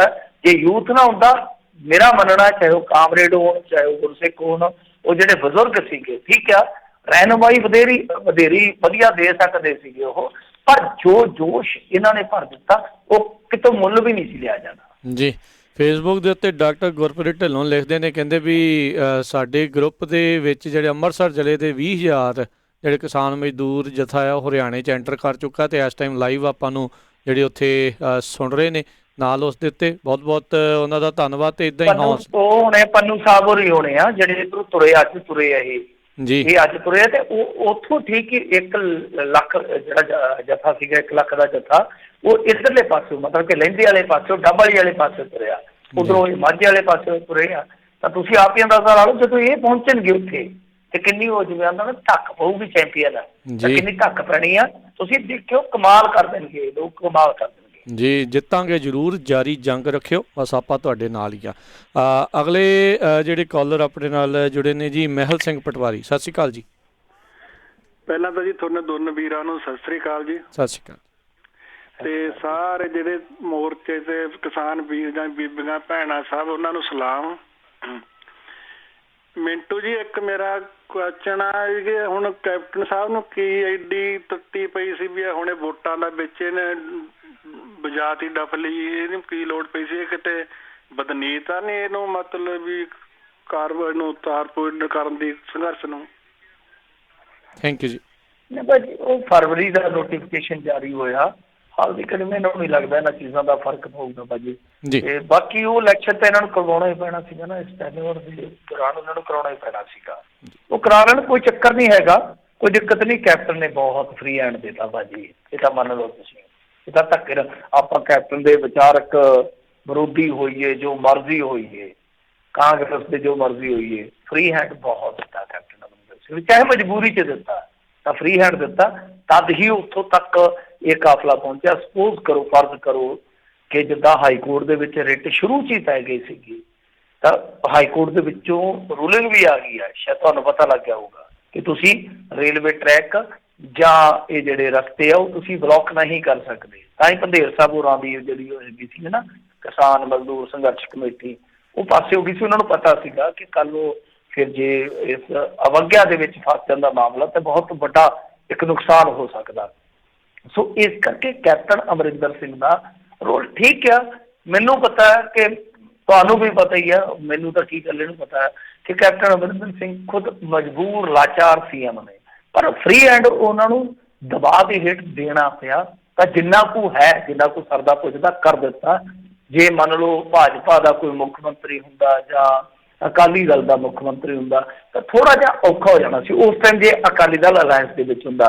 ਕਿਉਂਕਿ ਜੇ ਅੱਜ ਹਰਿਆਣੇ ਦੇ ਕਿਸਾਨ ਦੀ ਤੁਸੀਂ ਗੱਲ ਸੁਣੋਗੇ, ਉਹ ਕਹਿੰਦੇ ਕਿ ਅਸੀਂ ਜਾਣਾ ਚਾਹੁੰਦੇ ਸੀ ਯਾਰ, ਅਸੀਂ ਤੇ ਪਹਿਲਾਂ ਹੀ ਇਹ ਸਾਰਾ ਕੁਝ ਕਰਨਾ ਚਾਹੁੰਦੇ ਸੀਗੇ, ਪਰ ਸਾਡੇ ਸਰਪੰਚਾਂ ਨੂੰ ਦਬਾਅ ਦਿੱਤਾ ਗਿਆ, ਸਾਨੂੰ ਝੂਠੇ ਪਰਚਿਆਂ 'ਚ ਫਸਾਉਣ ਦੀ ਧਮਕੀ ਦਿੱਤੀ ਗਈ, ਇਸ ਕਰਕੇ ਥੋੜਾ ਜਿਹਾ ਝੱਕ ਸੀ। ਪਰ ਜਦੋਂ ਵੱਡਾ ਵੀਰ ਸਭ ਕੁਝ ਮਿੱਧ ਕੇ ਲੰਘਿਆ ਸੀ, ਕਹਿੰਦੇ ਪ੍ਰਵਾਸ ਵੀ ਨਹੀਂ ਕਰਦੇ, ਤਾਂ ਉਹ ਮਾਹੌਲ ਸਾਡੇ ਵੀ ਇੱਥੇ ਬਣ ਸਕਦਾ ਸੀ। ਪਰ ਘੱਟੋ ਘੱਟ ਕੈਪਟਨ ਅਮਰਿੰਦਰ ਸਿੰਘ ਨੇ ਇਹ ਚੀਜ਼ ਜਿਹੜੀ ਆ ਉਹ ਸਾਡੇ ਪੱਖ 'ਚ ਕੀਤੀ ਆ, ਸਾਡੇ ਹੱਕ 'ਚ ਕੀਤੀ ਹੈ, ਚਾਹੇ ਸਿਆਸੀ ਦਬਾਅ ਤੱਕ ਕੀਤੀ ਹੈ ਜੀ। ਅਗਲੇ ਕਾਲਰ ਹਰਜਿੰਦਰ ਬਰਾੜ, ਸਤਿ ਸ਼੍ਰੀ ਅਕਾਲ। ਹਾਂਜੀ ਰਾਜਗੁਰੂ ਜੀ ਤੇ ਮਿੰਟੂ ਗੁਰੀਆ ਸੀ। ਵਾਹਿਗੁਰੂ ਜੀ ਦਾ ਖਾਲਸਾ, ਵਾਹਿਗੁਰੂ ਜੀ ਕੀ ਫਤਿਹ। ਦੋਨੋਂ ਫਤਿਹ। ਹਾਂ, ਇਹ ਪੰਜਾਬ ਕਰਾਂ ਕੀ ਸਿਫਤ ਤੇਰੀ, ਇਸ ਦੁਨੀਆ ਨੂੰ ਰੋਸ਼ਨਾਉਣ ਲਈ ਕਈ ਰੋਸ਼ਨ ਦੀਵੇ ਬਾਲੇ ਤੂੰ, ਬਾਬਾ ਫਰੀਦ ਬਾਬਾ ਨਾਨਕ ਆਪਣੀ ਗੋਦੀ ਵਿੱਚ ਪਾਲੇ ਤੂੰ। ਇਹ ਗੁਰੂਆਂ ਪੀਰਾਂ ਦੀ ਧਰਤੀ ਪੰਜਾਬ, ਸੂਰਵੀਰਾਂ ਦੀ ਧਰਤੀ, ਮਹਾਰਾਜਾ ਰਣਜੀਤ ਸਿੰਘ ਦੀ, ਬਾਬਾ ਦੀਪ ਸਿੰਘ ਦੀ। ਅੱਜ ਪੰਜਾਬ ਉੱਥੇ ਮਾਣ ਹੈ, ਜਿੰਨੇ ਪੰਜਾਬੀ ਇੰਡੀਅਨ ਬਾਹਰ ਬੈਠੇ ਆ, ਕਿਸਾਨੀ ਨਾਲ ਜੁੜੇ, ਦੂਜੇ ਵੀ ਸਾਰੇ ਅਦਾਰਿਆਂ ਦੇ, ਸਾਰਿਆਂ ਨੂੰ ਮਾਣ ਆ ਪੰਜਾਬ ਤੇ। ਔਰ ਹਰਿਆਣੇ ਦੇ ਵੀ ਬਹੁਤ ਮਿਹਰਬਾਨੀ, ਬਹੁਤ ਧੰਨਵਾਦ ਨੇ। ਪਛਾਣਿਆ ਵੀ ਵੱਡਾ ਵੀਰ ਹੈ, ਵੀਰਾਂ ਨੂੰ ਲੜਾਈ ਜਾਂਦੇ ਸੀ ਸਾਰੇ ਹਿੰਦੁਸਤਾਨ ਦੇ ਕਿਸਾਨਾਂ ਨੂੰ ਜਿੰਦਾਬਾਦ, ਸਾਰਿਆਂ ਦੇ ਨਾਲ ਤਨ ਮਨ ਨਾਲ ਸੇਵਾ ਕਰਾਂਗੇ। ਮੈਂ ਇੱਥੇ ਬੈਠਾ, ਕੋਟਕਪੂਰੇ ਸ਼ਹਿਰੀ ਵੀ ਗਏ ਆ ਮੇਰੇ ਹੋਰ ਵੀ ਬੇਲੀ ਗਏ ਆ। ਸਾਰਿਆਂ ਨੇ ਫੋਨ ਤੇ ਗੱਲਾਂ ਕਰਦਾ ਰਹਿਣਾ ਵੀ ਸਾਰੇ ਬਾਹਰਲੇ ਮੁਲਕਾਂ 'ਚ ਤੁਹਾਡੀਆਂ ਗੱਲਾਂ ਹੁੰਦੀਆਂ, ਕਿਸਾਨੋਂ ਸਾਰੇ ਅਮਰੀਕਾ 'ਚ ਤੁਹਾਡੀਆਂ ਗੱਲਾਂ ਹੁੰਦੀਆਂ। ਮੈਂ ਤਾਂ ਉਹ ਗਾਉਂਦਾ ਸੀ, ਮੈਨੂੰ ਆਦੇ ਤੇਰੀ ਘਾਟ ਮਹਿਸੂਸ ਹੋਈ ਜਾਂਦੀ ਹੈ। ਮੈਂ ਤਾਂ ਕਰੋਨੇ ਕਲਾਂ ਨੇ ਰੋਕਿਆ, ਮੈਂ ਤੁਹਾਡੇ ਨਾਲ ਹੁੰਦਾ, ਮੇਰਾ ਹੁਣ ਮਾਨਤਾ ਇੱਥੇ ਤੁਹਾਡੇ ਰੂਬੂ ਤਾਂ ਮੇਰੀ ਤੁਹਾਡੇ 'ਚ ਇੱਥੇ ਤੁਹਾਡੇ 'ਚ ਕਿਸਾਨੋਂ, ਮੈਂ ਤਾਂ ਇੱਥੇ ਮੇਰੇ ਬੁੱਤ ਫਿਰਦਾ ਹੈ ਬਾਹਰ, ਮੇਰੀ ਤੁਹਾਡੇ ਨਾਲ ਲਿੰਕ ਜੁੜਿਆ, ਕਿਸਾਨੀ ਨਾਲ ਜੁੜਿਆ, ਤੁਹਾਡੇ ਨਾਲ ਤੁਹਾਡੇ ਸਾਹਮਣੇ ਤੁਹਾਡੀ ਅਣਖ ਦੇ ਪੰਜਾਬੀਓ। ਤੁਸੀਂ ਦੱਸਿਆ ਕੋਈ ਮੋਦੀ ਮਾਦੀਆਂ ਨੂੰ, ਇਹਨਾਂ ਨੂੰ ਅਡਾਨੀਆਂ ਦੇ ਦੋਸਤ ਬਣੇ ਫਿਰਦੇ ਆ, ਅਲਾਇੰਸ ਵਾਲੇ ਦੇ ਬਣੇ ਫਿਰਦੇ ਆ। ਉਹ ਜਾਗੇ, ਕਿਸਾਨ ਜਾਗੇ ਆ, ਇਹ ਪੰਜਾਬ ਜਾਗਦਾ ਰਵੇ। ਇਹ ਲੀਡਰ ਕਿਤੇ ਜਾਗਣ, ਲੀਡਰ ਜਾਗਣ, ਜਿਵੇਂ ਤੁਸੀਂ ਅੱਜ ਜਾਗੇ ਆ। ਜੂਸ ਦਲ ਜਾਗਿਆ, ਸਾਰੇ ਜਾਗੇ, ਮਾਈਆਂ ਭੈਣਾਂ ਜਾਗੀਆਂ, ਤੁਸੀਂ ਜਗਾਉਣ ਵਾਲੇ ਵੀ ਤੁਸੀਂ ਹਮੇਸ਼ਾ ਖੁਸ਼ ਰਹੋ। ਧੰਨਵਾਦ ਹਰਜਿੰਦਰ ਜੀ, ਮਿਹਰਬਾਨੀ। ਹਾਂਜੀ ਹਾਂਜੀ, ਵਾਹਿਗੁਰੂ ਜੀ ਕਾ ਖਾਲਸਾ ਵਾਹਿਗੁਰੂ ਜੀ ਕੀ ਇਕੱਠੇ ਜਿਹੇ ਸੁਣ ਲੈਂਦੇ ਜੀ ਜੀ। ਨਹੀਂ ਦੇਖੋ, ਬਿਲਕੁਲ ਇਹ ਐਸੀ ਜਾਗ ਆ। ਮੇਰੇ ਖਿਆਲ ਦੇ ਨਾਲ ਤੁਸੀਂ ਦੇਖਿਓ ਇਸ ਜਾਗ ਨੇ, ਉਹ ਜਿਵੇਂ ਗੁਰਦਾਸ ਮਾਨ ਨੇ ਨਹੀਂ ਆਖਿਆ ਕਿ ਦੀਵਾ ਦੀਵਾ ਬਾਲੀਏ ਦੀਵਾਲੀ ਬਣ ਜਾਂਦੀ ਆ, ਨਿੱਕੀ ਨਿੱਕੀ ਖੁਸ਼ਹਾਲੀ ਬਣ ਜਾਂਦੀ ਆ। ਇਹ ਸਭ ਕੁਝ ਹੋਏਗਾ, ਤੁਸੀਂ ਪਰਵਾਹ ਨਾ ਕਰੋ। ਬਾਕੀ ਜਿਹੜੀ ਗੱਲ ਤੁਸੀਂ ਕਹਿ ਰਹੇ ਹੋ, ਮੈਂ ਤੁਹਾਨੂੰ ਲਈ ਦੱਸਣਾ ਚਾਹੁੰਦਾ ਤੁਹਾਡੀ ਜਾਣਕਾਰੀ ਲਈ ਕਿ ਚਲੋ ਤੁਸੀਂ ਨਹੀਂ ਆ ਰਹੇ ਤਾਂ ਬਹੁਤ ਸਾਰੇ NRI ਜਿਹੜੇ ਆ ਉਹ ਇੱਥੇ ਹੈਗੇ ਆ ਮੂਵਮੈਂਟ ਦੇ ਵਿੱਚ। ਜੀ ਜੀ, ਮਤਲਬ ਜਿੱਦਾਂ ਸੁਰਜੀਤ ਬਰਾੜ ਆ, ਸੁੱਖੀ ਬਰਾੜ ਆ, ਜਗਾ ਰਾਮਜੀਤ ਕਬਾਲਾ, ਉਹ ਮੁੰਡਾ ਆਸਟ੍ਰੇਲੀਆ ਦੇ ਵਿੱਚ ਸੀਗਾ, ਇੱਥੇ ਆ ਗਿਆ। ਵਾਈਫ ਉੱਥੇ ਆ, ਵਾਈਫ ਨੂੰ ਕਹਿੰਦਾ ਕਿ ਉਹ ਨਿਬੇੜਾ ਕਰਕੇ ਜਾਊਗਾ। ਬਹੁਤ ਵੱਡੀ ਐਗਜ਼ਾਮਪਲ ਹੈ ਸਾਡੇ ਸਾਹਮਣੇ। ਤਾਂ ਉਹ ਤੁਹਾਡੇ ਭਾਈਚਾਰੇ ਦਾ ਜੋ ਸਾਡਾ ਡਾਇਸਪੋਰਾ ਹੈ, ਉਹਦਾ ਇੱਕ ਤਰ੍ਹਾਂ ਨਾਲ ਕਹਿ ਲਓ ਕਿ ਉਹ ਰਾਜਦੂਤ ਹੈ, ਤੁਹਾਡਾ ਰਾਜਦੂਤ ਹੀ ਆ ਸਾਡੇ ਕੋਲ ਇੱਥੇ। ਕਿ ਉਹ ਕਹਿੰਦਾ ਕਿ ਕਰਮਾ ਵਾਲੀਏ ਤੂੰ ਇੱਥੇ ਕਮਾਈ ਕਰ, ਕੋਈ ਗੱਲ ਨਹੀਂ, ਮੈਂ ਆਵਾਂ ਜਾਂ ਨਾ ਆਵਾਂ, ਪਰ ਲੜਾਈ ਨੇਪਰੇ ਚੜੂਗੀ ਤਾਂ ਆਊਗਾ। ਸੋ ਇੱਕ ਬਹੁਤ ਵੱਡੀ ਗੱਲ ਆ। ਹੋਰ ਵੀ ਬਹੁਤ ਸਾਰੇ ਬੰਦੇ ਨੇ ਜਿਹੜੇ ਇੱਧਰੋਂ ਆਪਣਾ ਕੰਮਕਾਰ ਛੱਡ ਕੇ ਇੱਥੇ ਆ ਚੁੱਕੇ ਆ ਜਾਂ ਆਉਣ ਲਈ ਕਾਲੇ ਆ। ਤੇ ਤੁਸੀਂ ਪਰਵਾਹ ਨਾ ਕਰੋ, ਚਿੰਤਾ ਨਾ ਕਰੋ। ਬਸ ਇਹੋ ਆ ਕਿ ਜਿਹੜੇ ਸਾਡੇ ਕਿਸਾਨ ਵਿਚਾਰੇ, ਛੋਟੇ ਕਿਸਾਨ ਨੁਕਸਾਨ ਚੱਲ ਰਹੇ ਨੇ ਇਸ ਮੂਵਮੈਂਟ ਦੇ ਵਿੱਚ, ਕੁਰਬਾਨ ਹੋ ਰਹੇ ਨੇ, ਬਸ ਤੁਸੀਂ ਉਹਨਾਂ ਤੇ ਹੱਥ ਰੱਖੋ, ਕੋਈ ਚੱਕਰ ਨਹੀਂ ਹੈਗਾ ਜੀ। ਅਗਲੇ ਜਿਹੜੇ ਕਾਲਰ ਆਪਣੇ ਜੁੜੇ ਨੇ, ਗੁਰਮੀਤ ਜੀ, ਸਤਿ ਸ਼੍ਰੀ ਅਕਾਲ। ਸਤਿ ਸ੍ਰੀ ਅਕਾਲ ਜੀ। ਸਤਿ ਸ਼੍ਰੀ ਅਕਾਲ ਜੀ। ਹਾਂਜੀ, ਮੈਂ ਹਰਿਆਣੇ ਤੇ ਬਿਲੋਂਗ ਕਰਦਾ ਜੀ। ਜੀ, ਮੇਰਾ SP ਫਰੈਂਡ ਆ ਉੱਥੇ, ਉਹ ਕਹਿੰਦਾ ਵੀ ਅਸੀਂ ਕਿਸਾਨਾਂ ਤੇ ਬਿਲਕੁਲ ਵੀ ਕੋਈ ਡੰਡਾ ਮਾਰਨੇ ਦਾ ਮੈਂ ਆਰਡਰ ਨਹੀਂ ਦੇਣਾ। ਔਰ ਭਾਜਪਾ ਸਰਕਾਰ ਇਸ ਮਾਮਲੇ 'ਚ ਬਿਲਕੁਲ ਫੇਲ ਹੈ ਇਹ ਜੀ। ਇਹ ਮਤਲਬ ਇਹਨਾਂ ਸਾਰਾ ਹਾਈਵੇ ਤੋੜਤਿਆ, 3-4 ਸਟੇਟਾਂ ਦੀਆਂ ਸੜਕਾਂ ਖਰਾਬ ਕਰਤੀਆਂ, ਕਿੰਨਾ ਨੁਕਸਾਨ ਹੋਇਆ, ਪਾਣੀਪਤ ਰਿਫਾਈਨਰੀ ਤੱਕ ਨੁਕਸਾਨ ਪਹੁੰਚ ਗਿਆ। ਇਹ ਬਿਲਕੁਲ ਭਾਜਪਾ ਸਰਕਾਰ ਜ਼ੀਰੋ ਆ ਜੀ। ਅੱਛਾ, ਮੈਂ ਨਾ ਇੱਕ ਵੀਡੀਓ ਦੇਖੀ, ਮੈਨੂੰ ਇੱਕ ਵੀਡੀਓ ਭੇਜੀ ਗਈ ਸੀਗੀ ਜੀ। ਉਹਦੇ ਵਿੱਚ ਨਾ ਇੱਕ ਪਤਾ ਨਹੀਂ ਕਾਂਸਟੇਬਲ ਆ ਜਾਂ ਹੌਲਦਾਰ ਆ, ਉਹ ਗੱਲ ਆ ਕੇ ਇੱਕ ਗੁਰਸਿੱਖ ਕਿਸਾਨ ਤੇ ਰੋ ਪਿਆ, ਕਹਿੰਦਾ ਮੈਂ ਖੁਦ ਕਿਸਾਨ ਦਾ ਬੇਟਾ, ਹਾਲਾਂਕਿ ਮੈਂ ਡਿਲੀਟ ਕਰਤੀ ਆਪਣੇ ਪੇਜ ਤੋਂ, ਮੈਨੂੰ ਇਹ ਸੀ ਵੀ ਨੌਕਰੀ ਨਾ ਚੱਲ ਜਾਵੇ ਮੁੰਡੇ ਜੀ ਜੀ ਜੀ, ਕਿਉਂਕਿ ਮੈਨੂੰ ਕੁਝ ਮੇਰੇ ਮਿੱਤਰਾਂ ਨੇ ਮੈਸੇਜ ਕੀਤਾ ਕਿ ਯਾਰ ਵੀਡੀਓ ਡਿਲੀਟ ਕਰ ਦੇ, ਮੁੰਡੇ ਦੀ ਨੌਕਰੀ ਚੱਲ ਜੂਗੀ। ਉਹ ਰੋਣ ਲੱਗ ਪਿਆ ਕਿ ਅਸੀਂ ਤੁਹਾਡੇ ਤੇ ਡੰਡੇ ਮਾਰ ਰਹੇ ਹਾਂ, ਅਸੀਂ ਤੇ ਮਤਲਬ ਕਿ ਇੱਥੋਂ ਤੱਕ ਪਹੁੰਚੇ ਹੀ ਕਿਸਾਨੀ ਕਰਕੇ ਜੀ। ਸੋ ਇਹ ਚੀਜ਼ਾਂ ਵੇਖਣ ਵਾਲੀਆਂ ਨੇ, ਵਿਚਾਰਨ ਵਾਲੀਆਂ ਨੇ। ਔਰ ਦੂਜੀ ਗੱਲ, ਇਹ ਬਿਲਕੁਲ ਇਹਨਾਂ ਦੀ ਗੱਲ ਸਹੀ ਆ, ਅੰਦਰ ਖਾਤੇ ਕਿਤੇ ਨਾ ਕਿਤੇ ਪੁਲਿਸ ਨੇ ਮੁਖਾਲਫਤ ਕੀਤੀ ਆ ਜਾਂ ਪੋਲੀਟੀਕਲ ਪ੍ਰੈਸ਼ਰ ਪਿਆ, ਤਾਂ ਹੀ ਖੱਟਰ ਸਰਕਾਰ, ਜਿਹਨੂੰ ਕੱਟੜ ਸਰਕਾਰ ਕਹਿ ਸਕਦੇ ਆ, ਉਹ ਸਰੈਂਡਰ ਕਰ ਗਈ ਰਾਤੋਂ ਰਾਤ। ਕਿਤੇ ਨਾ ਕਿਤੇ ਦਬਾਅ ਸੀ ਕਿਸਾਨੀ ਦਾ, ਚਾਹੇ ਉਹ ਪੋਲੀਟੀਕਲ ਦਬਾਅ ਸੀਗਾ ਕਿ ਕੱਲ ਨੂੰ ਦੁਸ਼ਯੰਤ ਚੌਟਾਲਾ ਜਿਹੜਾ ਉਹ ਹੋਰ ਨਾ ਗਿਰ ਜਾਵੇ, ਸਾਡੀ ਸਰਕਾਰ ਨਾ ਗਿਰ ਜਾਵੇ। ਪਰ ਜੋ ਮਰਜ਼ੀ ਆ, ਓਵਰਆਲ ਉਹ ਵਿਕਟਰੀ ਸੀਗੀ ਖੱਟਰ ਸਰਕਾਰ ਤੇ। ਖਟਾਰਾ ਸਰਕਾਰ ਪਹਿਲਾਂ ਵੀ ਸਾਬਤ ਹੋਈ ਹੈ, ਇਸ ਮਾਮਲੇ 'ਚ ਵੀ ਸਾਬਤ ਹੋਈ ਹੈ। ਜੀ ਜੀ, ਬਿਲਕੁਲ।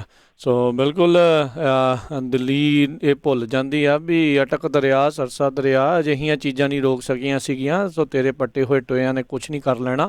ਇਹ ਪੱਟਦੇ ਹੋਏ, ਇਹਨਾਂ ਨੂੰ ਟੱਪਦੇ ਹੋਏ ਜਿਹੜੇ ਦਿੱਲੀ ਪਹੁੰਚ ਚੁੱਕੇ ਨੇ। ਅਗਲੇ ਜਿਹੜੇ ਕਾਲਰ ਆਪਣੇ ਨਾਲ ਜੁੜੇ ਨੇ, ਅਵਤਾਰ ਸਿੰਘ ਜੀ, ਸਤਿ ਸ਼੍ਰੀ ਅਕਾਲ ਜੀ। ਬਹੁਤ ਬਹੁਤ ਪਿਆਰ ਭਰੀ ਸਤਿ ਸ਼੍ਰੀ ਅਕਾਲ ਜੀ। ਮਿੰਟੂ ਜੀ, ਜਿਸ ਬੰਦੇ ਨੇ ਉਹ ਕਿਹਾ ਬਈ ਕਣਕ ਨਾ ਬੀਜੋ, ਝੋਨਾ ਨਾ ਬੀਜੋ, ਹੋਰ ਚੀਜ਼ਾਂ ਬੀਜ ਲਓ, ਮੈਂ ਹੁਣ ਉਹਨੂੰ ਕੀ ਕਹਾਂ, ਗੁੱਸਾ ਨਾ ਕਰੇ। ਉਹਦਾ ਤਾਂ ਜਿਹੜੀ ਹੁਣ ਪੋਜੀਸ਼ਨ ਹੋਈ ਹੋਈ ਆ, ਉਹ ਝੋਨਾ ਬੀਜਣ ਜਾਂ ਫਸਲਾਂ ਬੀਜਣ ਤੇ ਨਹੀਂ ਰਹਿ ਗਈ।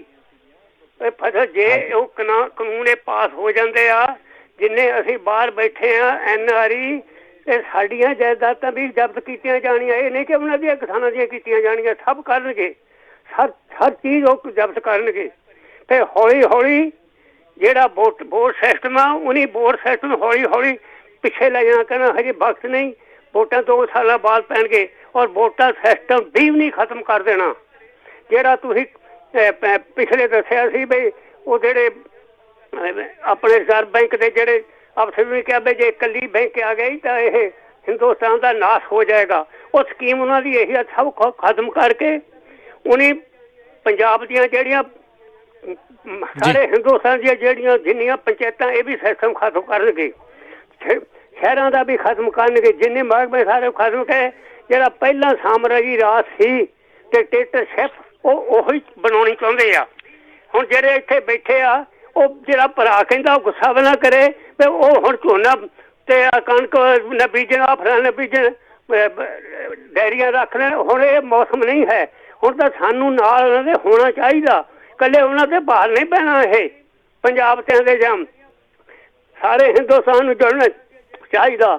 ਇਹ ਤਾਂ ਬਾਹਰਲੇ ਉਹਨਾਂ ਦੀ ਜਿੰਨੇ ਅਸੀਂ ਬਾਹਰ ਬੈਠੇ ਨਹੀਂ ਹਿੰਦੁਸਤਾਨ ਦਾ ਵੀਜ਼ਾ ਵੀ ਨਹੀਂ ਦੇਣਾ ਪੰਜਾਬ ਦਾ ਕਿਸੇ, ਚਾਹੇ ਜੀ ਥੈਂਕ ਯੂ ਹੁਣ ਚਾਹੇ ਉਹ ਹੁਣ ਗ੍ਰੀਨ ਕਾਰਡ ਵਾਲੇ ਜੀ ਥੈਂਕ ਯੂ ਕੱਲਾ ਉਹਨਾਂ ਤੇ ਸਭ ਪੰਜਾਬ ਦੇ ਸਾਰੇ ਬਲਕਿ ਸਾਰੇ ਮੁਲਕ ਤੇ ਪਊਗਾ। ਮਿਹਰਬਾਨੀ ਅਵਤਾਰ ਸਿੰਘ, ਮਿਹਰਬਾਨੀ ਇਹਨਾਂ ਨੂੰ ਤਾਂ ਹਨਾ ਜੀ, ਸ਼ੁਕਰੀਆ ਜੀ। ਸੋ ਆਪਾਂ ਕਿਉਂਕਿ ਸਮਾਂ ਆਪਣਾ ਜਿਹੜਾ ਉਹ ਸਮਾਪਤੀ ਆ ਤੇ ਕੁਝ ਕੁ ਜਿਹੜੇ ਕਾਲਰ ਆਪਣੇ ਨਾਲ ਜੁੜੇ ਆਪਾਂ ਟਰਾਈ ਕਰਦੇ ਹਾਂ ਉਹਨਾਂ ਦੀ ਵੀ ਜਿਹੜੇ ਵਿਚਾਰ ਆ ਉਹ ਜ਼ਰੂਰ ਸੁਣਦੇ ਹੋ ਜਾਈਏ। ਜਸਵੰਤ ਕੌਰ ਜੀ, ਸਤਿ ਸ਼੍ਰੀ ਅਕਾਲ ਜੀ।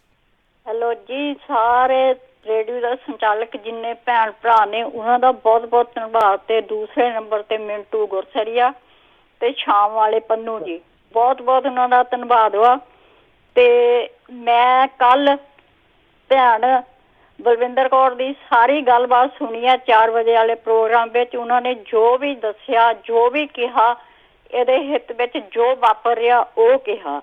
ਤੇ ਦੂਜੇ ਨੰਬਰ ਤੇ ਜਿੰਨੇ ਵੀ ਭੈਣਾਂ ਭਰਾ ਦਿੱਲੀ ਪਹੁੰਚੇ ਨੇ, ਕਿਹੜੀਆਂ ਮੁਸੀਬਤਾਂ ਨੂੰ ਕੱਟਦੇ ਤੇ ਰਾਸਤਿਆਂ ਨੂੰ ਔਖਿਆਂ ਨੂੰ ਸੌਖੇ ਕਰਕੇ ਉੱਥੇ ਪਹੁੰਚੇ ਨੇ, ਮੈਂ ਉਹਨਾਂ ਦਾ ਬਹੁਤ ਬਹੁਤ ਧੰਨਵਾਦ ਕਰਦੀ ਹਾਂ। ਤੇ ਰੇਡੀਓ ਵਾਲਿਆਂ ਦਾ ਤਾਂ ਮੈਂ ਖਾਸ ਕਰਕੇ ਅੱਗੇ ਵੀ ਕਰਦੀ ਰਹਿੰਦੀ ਧੰਨਵਾਦ, ਤੇ ਮੈਂ ਅੱਜ ਵੀ ਕਰਦੀ ਹਾਂ, ਜਿਨ੍ਹਾਂ ਨੇ ਪਲ ਪਲ ਦੀ ਖਬਰ ਦੇ ਰਹੇ ਨੇ, ਸਾਰਾ ਕੁਝ ਦੱਸ ਰਹੇ ਨੇ। ਤੁਹਾਡਾ ਬਹੁਤ ਬਹੁਤ ਸ਼ੁਕਰੀਆ। ਤੇ ਖਾਸ ਕਰਕੇ ਉਹ ਬਜ਼ੁਰਗ ਜਿਹੜੇ ਵਿਚਾਰੇ ਘਰੋਂ ਚੱਲਦੇ ਪਏ ਨੇ, ਡਾਂਗਾਂ ਨਾਲ ਸੋਟਿਆਂ ਨਾਲ ਤੁਰਦੇ ਪਏ ਨੇ, ਉਹ ਉੱਥੇ ਪਹੁੰਚੇ ਨੇ, ਮੈਂ ਉਹਨਾਂ ਦਾ ਬਹੁਤ ਬਹੁਤ ਧੰਨਵਾਦ ਕਰਦੀ। ਮੇਰੇ ਕੋਲ ਸ਼ਬਦ ਨਹੀਂ, ਮੈਂ ਉਹਨਾਂ ਨੂੰ ਕੀ ਕਹਾਂ। ਤੇ ਦੂਸਰਾ ਨੰਬਰ ਜਿਹੜਾ ਜੋ ਯੂਥ ਸਾਡਾ ਅੱਗੇ ਹੋ ਕੇ ਆਪਣੇ ਮਾਂ-ਬਾਪ ਦੇ ਚੱਲਿਆ, ਉਹਨਾਂ ਨੂੰ ਸਲਾਮ ਆ। ਮੈਂ ਉਹਨਾਂ ਦਾ ਬਹੁਤ ਬਹੁਤ ਉਹਨਾਂ ਬੱਚਿਆਂ ਨਾਲ ਧੰਨਵਾਦ ਕਰਦੀ ਹਾਂ। ਮੈਂ ਕੁਝ ਕਹਿ ਨਹੀਂ ਸਕਦੀ ਉਹਨਾਂ ਦੇ ਬਾਰੇ ਵਿੱਚ, ਕਿਉਂਕਿ ਕੱਲ ਦਾ ਜਿਹੜਾ ਲੀਡਰ ਆ ਉਹ ਸਾਡੇ ਬੱਚੇ ਹੁੰਦੇ ਨੇ। ਪਰ ਇਹ ਗੌਰਮੈਂਟ ਜੋ ਵੀ ਕਰ ਰਹੀ ਆ ਗਲਤ ਕਰ ਰਹੀ ਆ, ਸੋ ਸਾਰੇ ਮੂੰਹ ਕਹਿ ਰਹੇ ਨੇ ਕਿ ਗਲਤ ਵਾ। ਤੇ ਮੈਂ ਖਾਸ ਕਰਕੇ ਦੁਬਾਰਾ ਫਿਰ ਉਸੇ ਯੂਥ ਦਾ ਬਹੁਤ ਬਹੁਤ ਧੰਨਵਾਦ ਕਰਦੀ ਕਿ ਏਦਾਂ ਹੀ ਮੈਨੂੰ ਕਰਦਾ ਦਿਲ ਕਿ ਹਮੇਸ਼ਾ ਤੁਹਾਡੇ ਗੱਲ ਇਹ ਸੁਣੀ ਜਾਵੇ ਦੁਨੀਆ ਦੇ ਸਾਰੇ ਜਿੰਨੇ ਰੌਲੇ ਦੇ ਵਿੱਚ ਕਿ ਸਾਡਾ ਯੂਥ ਇੱਕ ਮੁੱਠ ਹੋ ਕੇ ਚੱਲਿਆ। ਬਹੁਤ ਖੁਸ਼ੀ ਹੋਈ ਇਸ ਚੀਜ਼ ਨੂੰ ਦੇਖਦਿਆਂ। ਸਾਡਾ ਸਾਹ ਸੌਖਾ ਗੱਲ ਦਾ ਆਉਂਦਾ ਪਿਆ, ਕਿਉਂਕਿ ਜਿਹੜਾ ਸਾਡਾ ਯੂਥ ਜਿਹਨੂੰ ਤੋਮਤਾਂ ਲੱਗਦੀਆਂ ਪਈਆਂ ਅਸੀਂ ਆਹ ਕਰਦੇ ਨੇ ਉਹ ਕਰਦੇ ਨੇ, ਉਹ ਯੂਥ ਅੱਗੇ ਹੋਇਆ ਪਿਆ। ਉਹ ਯੂਥ ਨੇ ਸਾਰਾ ਸਭ ਕੁਝ ਸਾਂਭ ਕੇ, ਉਹ ਵੀ ਯੂਥ ਦਾ ਇੱਕ ਭਾਗ ਆ ਜਿਹਨੇ ਛਾਲ ਮਾਰ ਕੇ ਉਸ ਟਰਾਲੀ 'ਚ ਜਾ ਕੇ ਪਾਣੀ ਨੂੰ ਬੰਦ ਕੀਤਾ ਤੇ ਉਹਨਾਂ ਦੀਆਂ ਵਿਛਾੜਾਂ ਰੋਕੀਆਂ। ਧੰਨਵਾਦ ਕਰਦੀ ਮੈਂ ਉਸ ਵੀਰ ਦਾ, ਉਸ ਬੱਚੇ ਦਾ ਬਹੁਤ ਬਹੁਤ ਜ਼ਿਆਦਾ ਧੰਨਵਾਦ ਵਾ। ਤੇ ਬਾਕੀ ਜੋ ਤੁਸੀਂ ਪਲ ਪਲ ਦੀ ਜੋ ਮਿੰਟ ਮਿੰਟ ਦੀ ਖਬਰ ਹੈ ਮਿੰਟੂ ਗੁਰਸਰੀਆ ਜੀ ਸੁਣਾ ਰਹੇ ਨੇ, ਇਹਨਾਂ ਦਾ ਵੀ ਬਹੁਤ ਬਹੁਤ ਮੈਂ ਦਿਲੋਂ ਧੰਨਵਾਦ ਕਰਦੀ ਹਾਂ। ਤੇ ਬਾਕੀ ਅਸੀਂ ਉਹਨਾਂ ਦੇ ਨਾਲ ਵਾਂ, ਕੋਈ ਏਦਾਂ ਦੀ ਗੱਲ ਨਹੀਂ। ਅਸੀਂ ਬੇਸ਼ੱਕ ਇੱਥੇ ਬੈਠੇ, ਸਾਡਾ ਮਨ ਦਿਲ ਉੱਥੇ ਆ, ਸਾਡਾ ਦਿਲ ਉੱਥੇ ਤੜਫਦਾ ਪਿਆ। ਮੈਂ ਬਹੁਤ ਜ਼ਿਆਦਾ ਟਾਈਮ ਨਾ ਲਵਾਂ, ਬਾਕੀਆਂ ਨੂੰ ਵੀ ਲੋੜ ਹੋਏਗੀ। ਵਾਹਿਗੁਰੂ ਜੀ ਕਾ ਖਾਲਸਾ, ਵਾਹਿਗੁਰੂ ਜੀ ਕੀ ਫਤਿਹ ਜੀ। ਜੀ ਬਹੁਤ ਬਹੁਤ ਇਹਨਾਂ ਦਾ ਜਿਹੜਾ ਸ਼ੁਕਰੀਆ ਜੀ ਆਪਣੇ ਵਿਚਾਰ ਸਾਂਝੇ ਕਰਨ ਲਈ। ਤੇ ਅਗਲੇ ਕਾਲਰ ਨੇ ਆਪਣੇ ਜੁੜੇ ਬੂਟਾ ਸਿੰਘ ਜੌਹਲ ਜੀ, ਸਤਿ ਸ਼੍ਰੀ ਅਕਾਲ ਜੀ। ਹਾਂਜੀ, ਰਾਜਕਰਨ ਵੀਰ ਜੀ ਤੇ ਦੂਜਾ ਆਪਣਾ ਮਿੰਟੂ ਗੁਰਸਰੀਆ ਜੀ ਤੇ ਪੰਜਾਬੀ ਰੇਡੀਓ ਦੇ ਸਾਰੇ ਸੁਣਨ ਵਾਲੇ ਸਰੋਤਿਆਂ ਨੂੰ ਵਾਹਿਗੁਰੂ ਜੀ ਕਾ ਖਾਲਸਾ, ਵਾਹਿਗੁਰੂ ਜੀ ਕੀ ਫਤਿਹ ਜੀ। ਅੱਛਾ, ਆ ਜਿਹੜਾ ਬਾਈ ਜੀ ਕਹਿੰਦੇ ਨਾ ਵੀਜ਼ਾ ਨਹੀਂ ਦੇਣਾ ਨਾ ਦੇਣਾ, ਅਸੀਂ ਤਾਂ ਉਦੋਂ ਜਦੋਂ ਕਹਿ ਵੀ ਇੱਥੇ ਸਾਡਾ ਹੁਣ ਕੁਛ ਨਹੀਂ ਆ, ਤੇ ਜਿਹੜੀਆਂ ਸਾਡੀਆਂ ਜਾਇਦਾਦਾਂ ਕੋਈ ਗੱਲ ਨਹੀਂ ਰਿਸ਼ਤੇਦਾਰ ਆ ਕੇ ਸੰਭਾਲ ਲੈਣਗੇ। ਤੇ ਅਸੀਂ ਪੰਜਾਬੀਆਂ ਦੇ ਨਾਲ ਆ, ਸਾਰਿਆਂ ਦੇ ਹਰਿਆਣੇ ਵਾਲੇ ਪੰਜਾਬੀਆਂ ਦੇ ਨਾਲ, ਉਦੋਂ ਖਾਸ ਕਰਕੇ ਜਿਨ੍ਹਾਂ ਨੇ ਲੰਗਰ ਦੀ ਸੇਵਾ ਕੀਤੀ, ਨਾਲ ਇਹਨਾਂ ਦੀ ਹੈਲਪ ਕੀਤੀ, ਜਾਣ ਆਉਣ ਨੂੰ ਹਰੇਕ ਚੀਜ਼ 'ਚ ਹੈਲਪ ਕੀਤੀ ਆ। ਤੇ ਜਿਹੜੇ ਇੱਕ ਬਾਈ ਜੀ ਕਹਿੰਦੇ ਸੀ ਵੀ ਉੱਥੇ ਹਰ ਵਰਗ ਦਾ ਹਿੱਸੇਦਾਰੀ, ਹਰ ਵਰਗ ਦੀ ਹਿੱਸੇਦਾਰੀ ਦਿਲੋਂ ਤਣੋ ਮਨੋ ਤਣੋ, ਜਿੰਨੀ ਜੋਗਾ ਸਭ ਨੇ ਸ਼ੁਕਰ ਮਨਾਇਆ ਤੇ ਸਭ ਨੇ ਸੇਵਾ ਕੀਤੀ ਆ, ਜਿੰਨੀ ਜੋਗਾ ਹਿੱਸਾ ਪਾਇਆ। ਵਪਾਰੀ ਵੀ ਆ, ਆੜਤਗੇ ਵੀ ਆ। ਬਾਗੇ ਵਾਲੇ ਤੋਂ ਮੈਂ ਆੜਤ ਗਿਆ ਸੀਗਾ, ਉਹਦੀ ਸੁਣੀ ਸੀਗੀ, ਉਪ ਪ੍ਰਧਾਨ ਹੈ ਐਸੋਸੀਏਸ਼ਨ ਦਾ, ਇਹਨਾਂ ਦਾ ਯੂਨੀਅਨ ਦਾ, ਉਹ ਵੀ ਉੱਥੇ ਸੀਗਾ। ਤੇ ਮੈਂ ਕੱਲ ਸਾਰੀ ਜਿਹੜੀ ਇਹੀ ਕੁਛ ਵੇਖੀ ਗਿਆ। ਪਰ ਲਾਹਨਤ ਖੱਟਰ ਸਰਕਾਰ ਦੇ ਤੇ ਲਾਹਨਤ ਭਾਜਪਾਈਆਂ ਦੇ ਤੇ ਲਾਹਨਤ ਨਰਿੰਦਰ ਮੋਦੀ ਦੇ ਤੇ ਲਾਹਨਤ ਜਿਹੜਾ ਖੇਤੀਬਾੜੀ ਮੰਤਰੀ ਜਿਹੜਾ ਬੈਠਾ ਬਾਂਦਰਾਂ ਨੂੰ ਬੈਠਾ ਬਿਆਨ ਦੇਈ ਜਾਂਦਾ, ਉਹ ਖੇਡਾਂ ਵੇਂਦਾ। ਤੇ ਬਾਕੀ ਸ਼ਾਂਤਮਈ ਜਿਹੜੇ ਜਾਂਦੇ ਆ ਕਿਸਾਨ, ਕਿਸੇ ਦੀ ਕੋਈ ਤੋੜ ਨਹੀਂ ਭੰਨ ਨਹੀਂ, ਕਿਸੇ ਨੂੰ ਕੁਝ ਨਹੀਂ, ਸਭ ਦੀ ਖਾਤਰ ਤੁਸੀਂ ਵੀ ਉਹੀ ਖਾਣਾ ਖਾਂਦੇ ਆ, ਉਹੀ ਉਹਨਾਂ ਚੀਜ਼ਾਂ ਬਣੀਆਂ ਖਾਂਦੇ ਆ, ਟੋਏ ਪੜਦੇ ਆ ਤੁਸੀਂ। ਜਿਵੇਂ ਚੀਨ ਤੋਂ ਫੌਜ ਚੜ੍ਹ ਕੇ ਆਉਂਦੀ ਆ, ਲਾਹਨਤ ਇਹੋ ਜਿਹੇ ਲੀਡਰਾਂ ਦੇ, ਲਾਲ ਸਾਹਿਬ ਜਿਹਾਂ ਦੇ। ਮੈਂ ਤਾਂ ਸਾਰਿਆਂ ਨੂੰ ਦਿਲੋਂ ਧੰਨਵਾਦ ਕਰਦਾ ਤੁਹਾਡੇ ਜਿਹੜੇ ਪੱਤਰਕਾਰੀ ਨੂੰ, ਪੰਜਾਬੀ ਰੇਡੀਓ USA ਨੂੰ, ਬਲਤੇਜ ਪੰਨੂ ਜੀ ਨੂੰ, ਸਾਰਿਆਂ ਨੂੰ ਜਿਨ੍ਹਾਂ ਨੇ ਜੀ ਮੀਡੀਆ ਨੇ ਤੇ ਜਸਟ TV ਵਾਲਿਆਂ ਦੇ ਦਿਲ ਫਿੱਟੇ ਮੂੰਹ, ਉਹਨਾਂ ਨੇ ਨਹੀਂ ਚਾਹੀਦੀ ਕੋਈ ਖਬਰ ਵਿਖਾਈ, ਕੋਈ ਵੀ ਵਿਕੇ ਮਾਲ ਨੇ, ਹੋਰ ਮੀਡੀਆ ਨੇ, ਕਿਸੇ ਨੇ ਵੀ। ਮੈਂ ਸਾਰੀ ਜਿਹੜੀ ਗੱਲ ਬੈਠਾ ਨੇ ਵੇਖੀ ਹੈ, ਇੰਨਾ ਹੀ ਕਹਿਣਾ। ਵਾਹਿਗੁਰੂ ਜੀ ਕਾ ਖਾਲਸਾ, ਵਾਹਿਗੁਰੂ ਜੀ ਕੀ ਫਤਿਹ ਜੀ। ਬਹੁਤ ਬਹੁਤ ਸ਼ੁਕਰੀਆ। ਉਹ ਤਾਂ ਵਿਦੇਸ਼ੀ ਫੰਡਿੰਗ ਨਾਲ ਜੋੜਨਗੇ, ਉਹ ਤਾਂ ਖਾਲਿਸਤਾਨ ਨਾਲ ਜੋੜਨਗੇ, ਬਹੁਤ ਕੁਝ ਕਰਨਗੇ, ਪਰ ਅਸਲ ਦੇ ਵਿੱਚ ਸਾਨੂੰ ਪਤਾ ਨਾ ਕਿ ਸਾਡੀ ਲੜਾਈ ਕਾਹਦੇ ਲਈ ਆ। ਸਾਡੀ ਲੜਾਈ ਇੱਕ ਤੇ ਹੈ ਕਿ ਜੋ ਖੇਤੀ ਸਦੀਆਂ ਤੋਂ ਸਾਡੀ ਇੱਕ ਵਿਰਾਸਤ ਹੈ, ਜਿਹਨੂੰ ਬਾਬੇ ਨਾਨਕ ਦਾ ਆਸ਼ੀਰਵਾਦ ਪ੍ਰਾਪਤ ਹੈ, ਜਿਹਨੂੰ ਬਾਬਾ ਬੰਦਾ ਸਿੰਘ ਬਹਾਦਰ ਨੇ ਇੱਕ ਕ੍ਰਾਂਤੀਕਾਰੀ ਪੁੱਠ ਲਾਈ ਹੈ, ਅਸੀਂ ਤਾਂ ਉਹਦੇ ਲਈ ਲੜ ਰਹੇ ਹਾਂ ਯਾਰ। ਸਾਡਾ ਕਿਸੇ ਪੋਲੀਟੀਕਲ ਪਾਰਟੀ ਨਾਲ ਕੋਈ ਵਾਹ ਵਾਸਤਾ ਹੀ ਨਹੀਂ ਹੈ। ਤੁਸੀਂ ਸਾਡੇ ਤੋਂ ਖੱਟੀ ਖਾਧੀ ਹੈ। ਗ੍ਰੀਨ ਰੈਵੋਲੂਸ਼ਨ ਨੇ ਸਾਨੂੰ ਚਲੋ ਕੁਛ ਬਹੁਤ ਦਿੱਤਾ ਵੀ ਹੈ। ਤੁਸੀਂ ਮੈਂ ਜੇ ਆਪਾਂ ਪੜ੍ਹੇ ਲਿਖੇ ਹਾਂ ਤਾਂ ਗ੍ਰੀਨ ਰੈਵੋਲੂਸ਼ਨ ਦਾ ਬਹੁਤ ਵੱਡਾ ਇੱਕ ਉਹਦੇ 'ਚ ਹਿੱਸਾ ਸੀਗਾ, ਪਰ ਅਸੀਂ ਅੱਜ ਦੀ ਤਾਰੀਖ ਦੇ ਵਿੱਚ ਕੁਛ ਨਹੀਂ ਮੰਗ ਰਹੇ। ਅਸੀਂ ਕਹਿ ਰਹੇ ਹਾਂ ਕਿ ਜੋ ਚੀਜ਼ਾਂ ਤੁਸੀਂ ਦਿੱਤੀਆਂ ਉਹਨੂੰ ਕੰਟੀਨਿਊ ਕਰ ਲਓ, ਬਸ ਗੱਲ ਖਤਮ ਹੈ। ਪਰ ਅਸੀਂ ਇੱਦਾਂ ਨਹੀਂ ਕਰਨ ਦੇਵਾਂਗੇ ਜਿੱਦਾਂ ਤੁਸੀਂ ਦੂਜੀਆਂ ਸਟੇਟਾਂ ਨਾਲ ਕੀਤੀ ਹੈ, ਕਿਉਂਕਿ ਦੂਜੀਆਂ ਸਟੇਟਾਂ ਜਿਹੜੀਆਂ ਨੇ ਉਹ ਸ਼ਾਇਦ ਹੋ ਸਕਦਾ ਵੇਸਲੀਆਂ ਹੋਣ, ਹੋ ਸਕਦਾ ਉਹ ਬੇਪਰਵਾਹ ਹੋਣ, ਪਰ ਅਸੀਂ ਇਹਨਾਂ ਚੀਜ਼ਾਂ ਪ੍ਰਤੀ ਚਿੰਤਤ ਹਾਂ। ਤਾਂ ਤੁਸੀਂ ਮਾਣ ਕਰੋ, ਚਾਹੇ ਤੁਸੀਂ ਹਿੰਦੂ ਹੋ ਚਾਹੇ ਸਿੱਖ ਹੋ, ਕਿ ਪੰਜਾਬ ਦੇ ਵਿੱਚ ਵੱਸਦੇ ਹਰੇਕ ਵਸਿੰਦੇ ਨੇ ਆਪਣੀ ਜਾਗਰਤੀ ਦਾ ਸਬੂਤ ਦਿੱਤਾ ਕਿ ਵੀਰੇ ਨਹੀਂ, ਜੇ ਇੱਕ ਬੰਦੇ ਦੀ ਮੁੱਠ ਦੇ ਵਿੱਚ ਕੁਛ ਨਹੀਂ ਹੈ, ਉਹਦੀ ਮੁੱਠੀ ਨੂੰ ਤੁਸੀਂ ਖੋਲੋਗੇ ਤਾਂ ਕੋਈ ਚੱਕਰ ਨਹੀਂ ਹੈ, ਪਰ ਇੱਕ ਬੰਦੇ ਦੀ ਮੁੱਠੀ ਦੇ ਵਿੱਚ ਸੋਨੇ ਦੀਆਂ ਵਾਲੀਆਂ ਨੇ, ਸੋਨੇ ਦੀਆਂ ਮੋਹਰਾਂ ਨੇ, ਉਹ ਨਹੀਂ ਛੱਡੇਗਾ, ਅਸੀਂ ਨਹੀਂ ਛੱਡਾਂਗੇ। ਤਾਂ ਇਹ ਇੱਕ ਨਾਬਰੀ ਦਾ ਵੀ ਪ੍ਰਤੀਕ ਹੈ। ਬਾਕੀ ਯੂਥ ਨੇ ਦਿਖਾ ਦਿੱਤਾ ਕਿ ਹਾਂ ਭਾਈ ਅਸੀਂ ਜੋ ਮਰਜ਼ੀ ਹਾਂ, ਠੀਕ ਆ, ਖਾਣਾ ਪੀਣਾ ਚਲੋ ਹੈਗਾ, ਹਰੇਕ ਸਮਾਜ ਦੇ ਵਿੱਚ ਕੁਰੀਤੀਆਂ ਬੁਰਾਈਆਂ ਹੈਗੀਆਂ, ਪਰ ਇਹ ਨਹੀਂ ਹੈ ਕਿ ਅਸੀਂ ਸੁਚੇਤ ਨਹੀਂ ਹੈ, ਇਹ ਨਹੀਂ ਹੈ ਕਿ ਅਸੀਂ ਸਮਰਪਿਤ ਨਹੀਂ ਹੈ। ਆਹ ਦੇਖੋ ਕਿ ਜੇ ਇਸ ਲੜਾਈ ਨੇ ਅੱਜ ਪੂਰੀ ਦੁਨੀਆ ਦਾ ਧਿਆਨ ਖਿੱਚ ਲਿਆ, ਮੈਂ ਤਾਂ ਕਹੂੰਗਾ ਕਿ ਪੂਰੀ ਦੁਨੀਆ ਦੇ ਮੀਡੀਆ ਦਾ ਧਿਆਨ ਖਿੱਚ ਲਿਆ, ਉਹਦੇ ਵਿੱਚ ਯੂਥ ਦਾ ਬਹੁਤ ਵੱਡਾ ਰੋਲ ਰਿਹਾ। ਤਾਂ ਸਭ ਤੋਂ ਵੱਡਾ ਮੈਂ ਰੋਲ ਕਹੂੰਗਾ NRI ਦਾ, ਕਿਉਂਕਿ ਜਿਹੜੇ ਪਿਛਲੇ 10 ਸਾਲ ਤੋਂ ਜਿਹੜਾ ਆਪਾਂ ਦੇਖੀਏ ਜਿਹੜੇ ਦ੍ਰਿਸ਼ਟਾਂਤ ਬਦਲੇ ਨੇ, ਉਹਨਾਂ ਦੇ ਵਿੱਚ NRI ਦੀ ਬਹੁਤ ਵੱਡੀ ਭੂਮਿਕਾ ਰਹੀ, ਚਾਹੇ ਉਹ ਪੋਲੀਟੀਕਲੀ ਥੋੜੇ ਬਦਲਾਅ ਆਉਂਦੇ, ਅਸਾਰ ਬਣੇ, ਮੂਵਮੈਂਟ ਬਣੀਆਂ, ਜੋ ਮਰਜ਼ੀ ਹੈ, ਉਹਦੇ ਵਿੱਚ ਇਹਨਾਂ ਦਾ ਬਹੁਤ ਵੱਡਾ ਯੋਗਦਾਨ ਸੀ। ਤਾਂ ਜਦੋਂ ਤੁਸੀਂ ਕਿਸੇ ਦੀ ਪਿੱਠ ਥਾਪੜਦੇ ਆ ਨਾ, ਤੇ ਮੇਰੇ ਵੱਲੋਂ ਥੋੜਾ ਜਿਹਾ ਥਾਪੜਾ ਆਪਣੇ ਆਪ ਦੇ ਮੋਢੇ ਨੂੰ ਦੇ ਦਿਓ ਕਿ ਤੁਹਾਡਾ ਵੀ ਬਹੁਤ ਵੱਡਾ ਯੋਗਦਾਨ ਹੈ। ਜੀ ਜੀ, ਤੇ ਸਮਾਂ ਆਪਣੇ ਅੱਜ ਦੇ ਪ੍ਰੋਗਰਾਮ ਦਾ ਜਿਹੜਾ ਇੱਥੇ ਹੀ ਆਪਾਂ ਸਮਾਪਤ ਕਰਦੇ ਹਾਂ। ਮਿੰਟੂ ਜੀ ਬਹੁਤ ਬਹੁਤ ਧੰਨਵਾਦ, ਸਰੋਤਿਆਂ ਦਾ ਵੀ ਬਹੁਤ ਬਹੁਤ ਧੰਨਵਾਦ। ਤੁਸੀਂ ਆਪਣੇ ਵਿਚਾਰ, ਆਪਣੀਆਂ ਗੱਲਾਂ ਜਿਹੜੀਆਂ ਉਹ ਸਾਡੇ ਨਾਲ ਸਾਂਝੀਆਂ ਕੀਤੀਆਂ, ਅਤੇ ਆਉਂਦੇ ਦਿਨਾਂ ਦੇ ਵਿੱਚ ਵੀ ਇੱਦਾਂ ਹੀ ਉੱਥੋਂ ਦੀਆਂ ਜਿਹੜੀਆਂ ਅਪਡੇਟਸ ਆ, ਜੋ ਕੁਛ ਚੱਲ ਰਿਹਾ ਹੈਗਾ, ਉਹ ਆਪਣੇ ਸਰੋਤਿਆਂ ਨੂੰ ਜਿਹੜਾ ਆ ਉਹ ਰੂਬਰੂ ਜਿਹੜਾ ਉਹ ਕਰਵਾਉਂਦੇ ਜਾਵਾਂਗੇ। ਅਤੇ ਮਿੰਟੂ ਜੀ ਬਹੁਤ ਬਹੁਤ ਧੰਨਵਾਦ, ਬੜੀ ਮਿਹਰਬਾਨੀ, ਸ਼ੁਕਰੀਆ, ਸਤਿ ਸ਼੍ਰੀ ਅਕਾਲ ਜੀ। ਜੀ, ਅਤੇ ਸਰੋਤਿਓ ਇੱਥੇ ਸਾਡਾ ਅੱਜ ਦਾ ਪ੍ਰੋਗਰਾਮ ਇਹ ਸਮਾਪਤ ਹੈ। ਅਤੇ ਜਾਣ ਤੋਂ ਪਹਿਲਾਂ ਆਪਾਂ ਆਪਣੇ ਸਰੋਤਿਆਂ ਨੂੰ ਦੱਸਦੇ ਜਾਈਏ 28, 29, 30 ਆਉਂਦੇ ਜਿਹੜੇ 3 ਦਿਨ ਆ, ਉਹ ਗੁਰਦੁਆਰਾ ਸਾਹਿਬ ਨਨਕਾਣਾ ਸਾਹਿਬ ਜਨਮ ਸਥਾਨ ਪਾਕਿਸਤਾਨ ਤੋਂ ਸਾਹਿਬ ਸ਼੍ਰੀ ਗੁਰੂ ਨਾਨਕ ਦੇਵ ਮਹਾਰਾਜ ਜੀ ਦੇ ਆਗਮਨ ਪੁਰਬ ਦੇ ਨਾਲ ਸਮਰਪਿਤ ਜਿਹੜੇ ਸਮਾਗਮ ਉੱਥੇ ਹੋਣੇ ਨੇ, ਉਹ ਤੁਹਾਨੂੰ ਪੰਜਾਬੀ ਰੇਡੀਓ USA ਦੇ ਉੱਤੇ ਜਿਹੜੇ ਉਹ ਸੁਣਾਏ ਜਾਣਗੇ। ਉਹਨਾਂ ਪੰਜਾਬੀ ਰੇਡੀਓ USA ਦੇ YouTube, Facebook ਚੈਨਲਸ ਦੇ ਉੱਤੇ ਜਿਹੜੇ ਉਹ ਤੁਹਾਨੂੰ ਦਿਖਾਉਣ ਦੀ ਵੀ ਜਿਹੜੀ ਕੋਸ਼ਿਸ਼ ਰਹੇਗੀ। ਤੁਸੀਂ ਜਿਹੜਾ ਜੀ ਇਸ ਦੇ ਵਿੱਚ ਜੇ ਯੋਗਦਾਨ ਪਾਉਣਾ ਚਾਹੁੰਦੇ ਹੋ, ਸਹਿਯੋਗ ਪਾਉਣਾ ਚਾਹੁੰਦੇ ਹੋ, ਤਾਂ ਉਸ ਦੇ ਲਈ ਸੰਪਰਕ ਕਰ ਸਕਦੇ ਹੋ 408 722 76 98 ਦੇ ਉੱਤੇ। ਅਤੇ ਹੁਣ ਮਿਲਦੇ ਹਾਂ ਤੁਹਾਨੂੰ ਸਾਰਿਆਂ ਨੂੰ ਜਿਹੜਾ ਜੀ ਅਗਲੀ ਵਾਰ। ਉਦੋਂ ਤੱਕ ਲਈ ਮੇਰੇ ਵੱਲੋਂ ਵੀ ਤੁਹਾਨੂੰ ਸਭ ਨੂੰ ਪਿਆਰ ਸਤਿਕਾਰ ਸਹਿਤ ਸਤਿ ਸ਼੍ਰੀ ਅਕਾਲ। ਜਿਉਂਦੇ ਵਾਸਤੇ ਰਹੋ, ਹੱਸਦੇ ਖੇਡਦੇ ਰਹੋ, ਸੁਣਦੇ ਰਹੋ ਜੀ ਪੰਜਾਬੀ ਰੇਡੀਓ USA।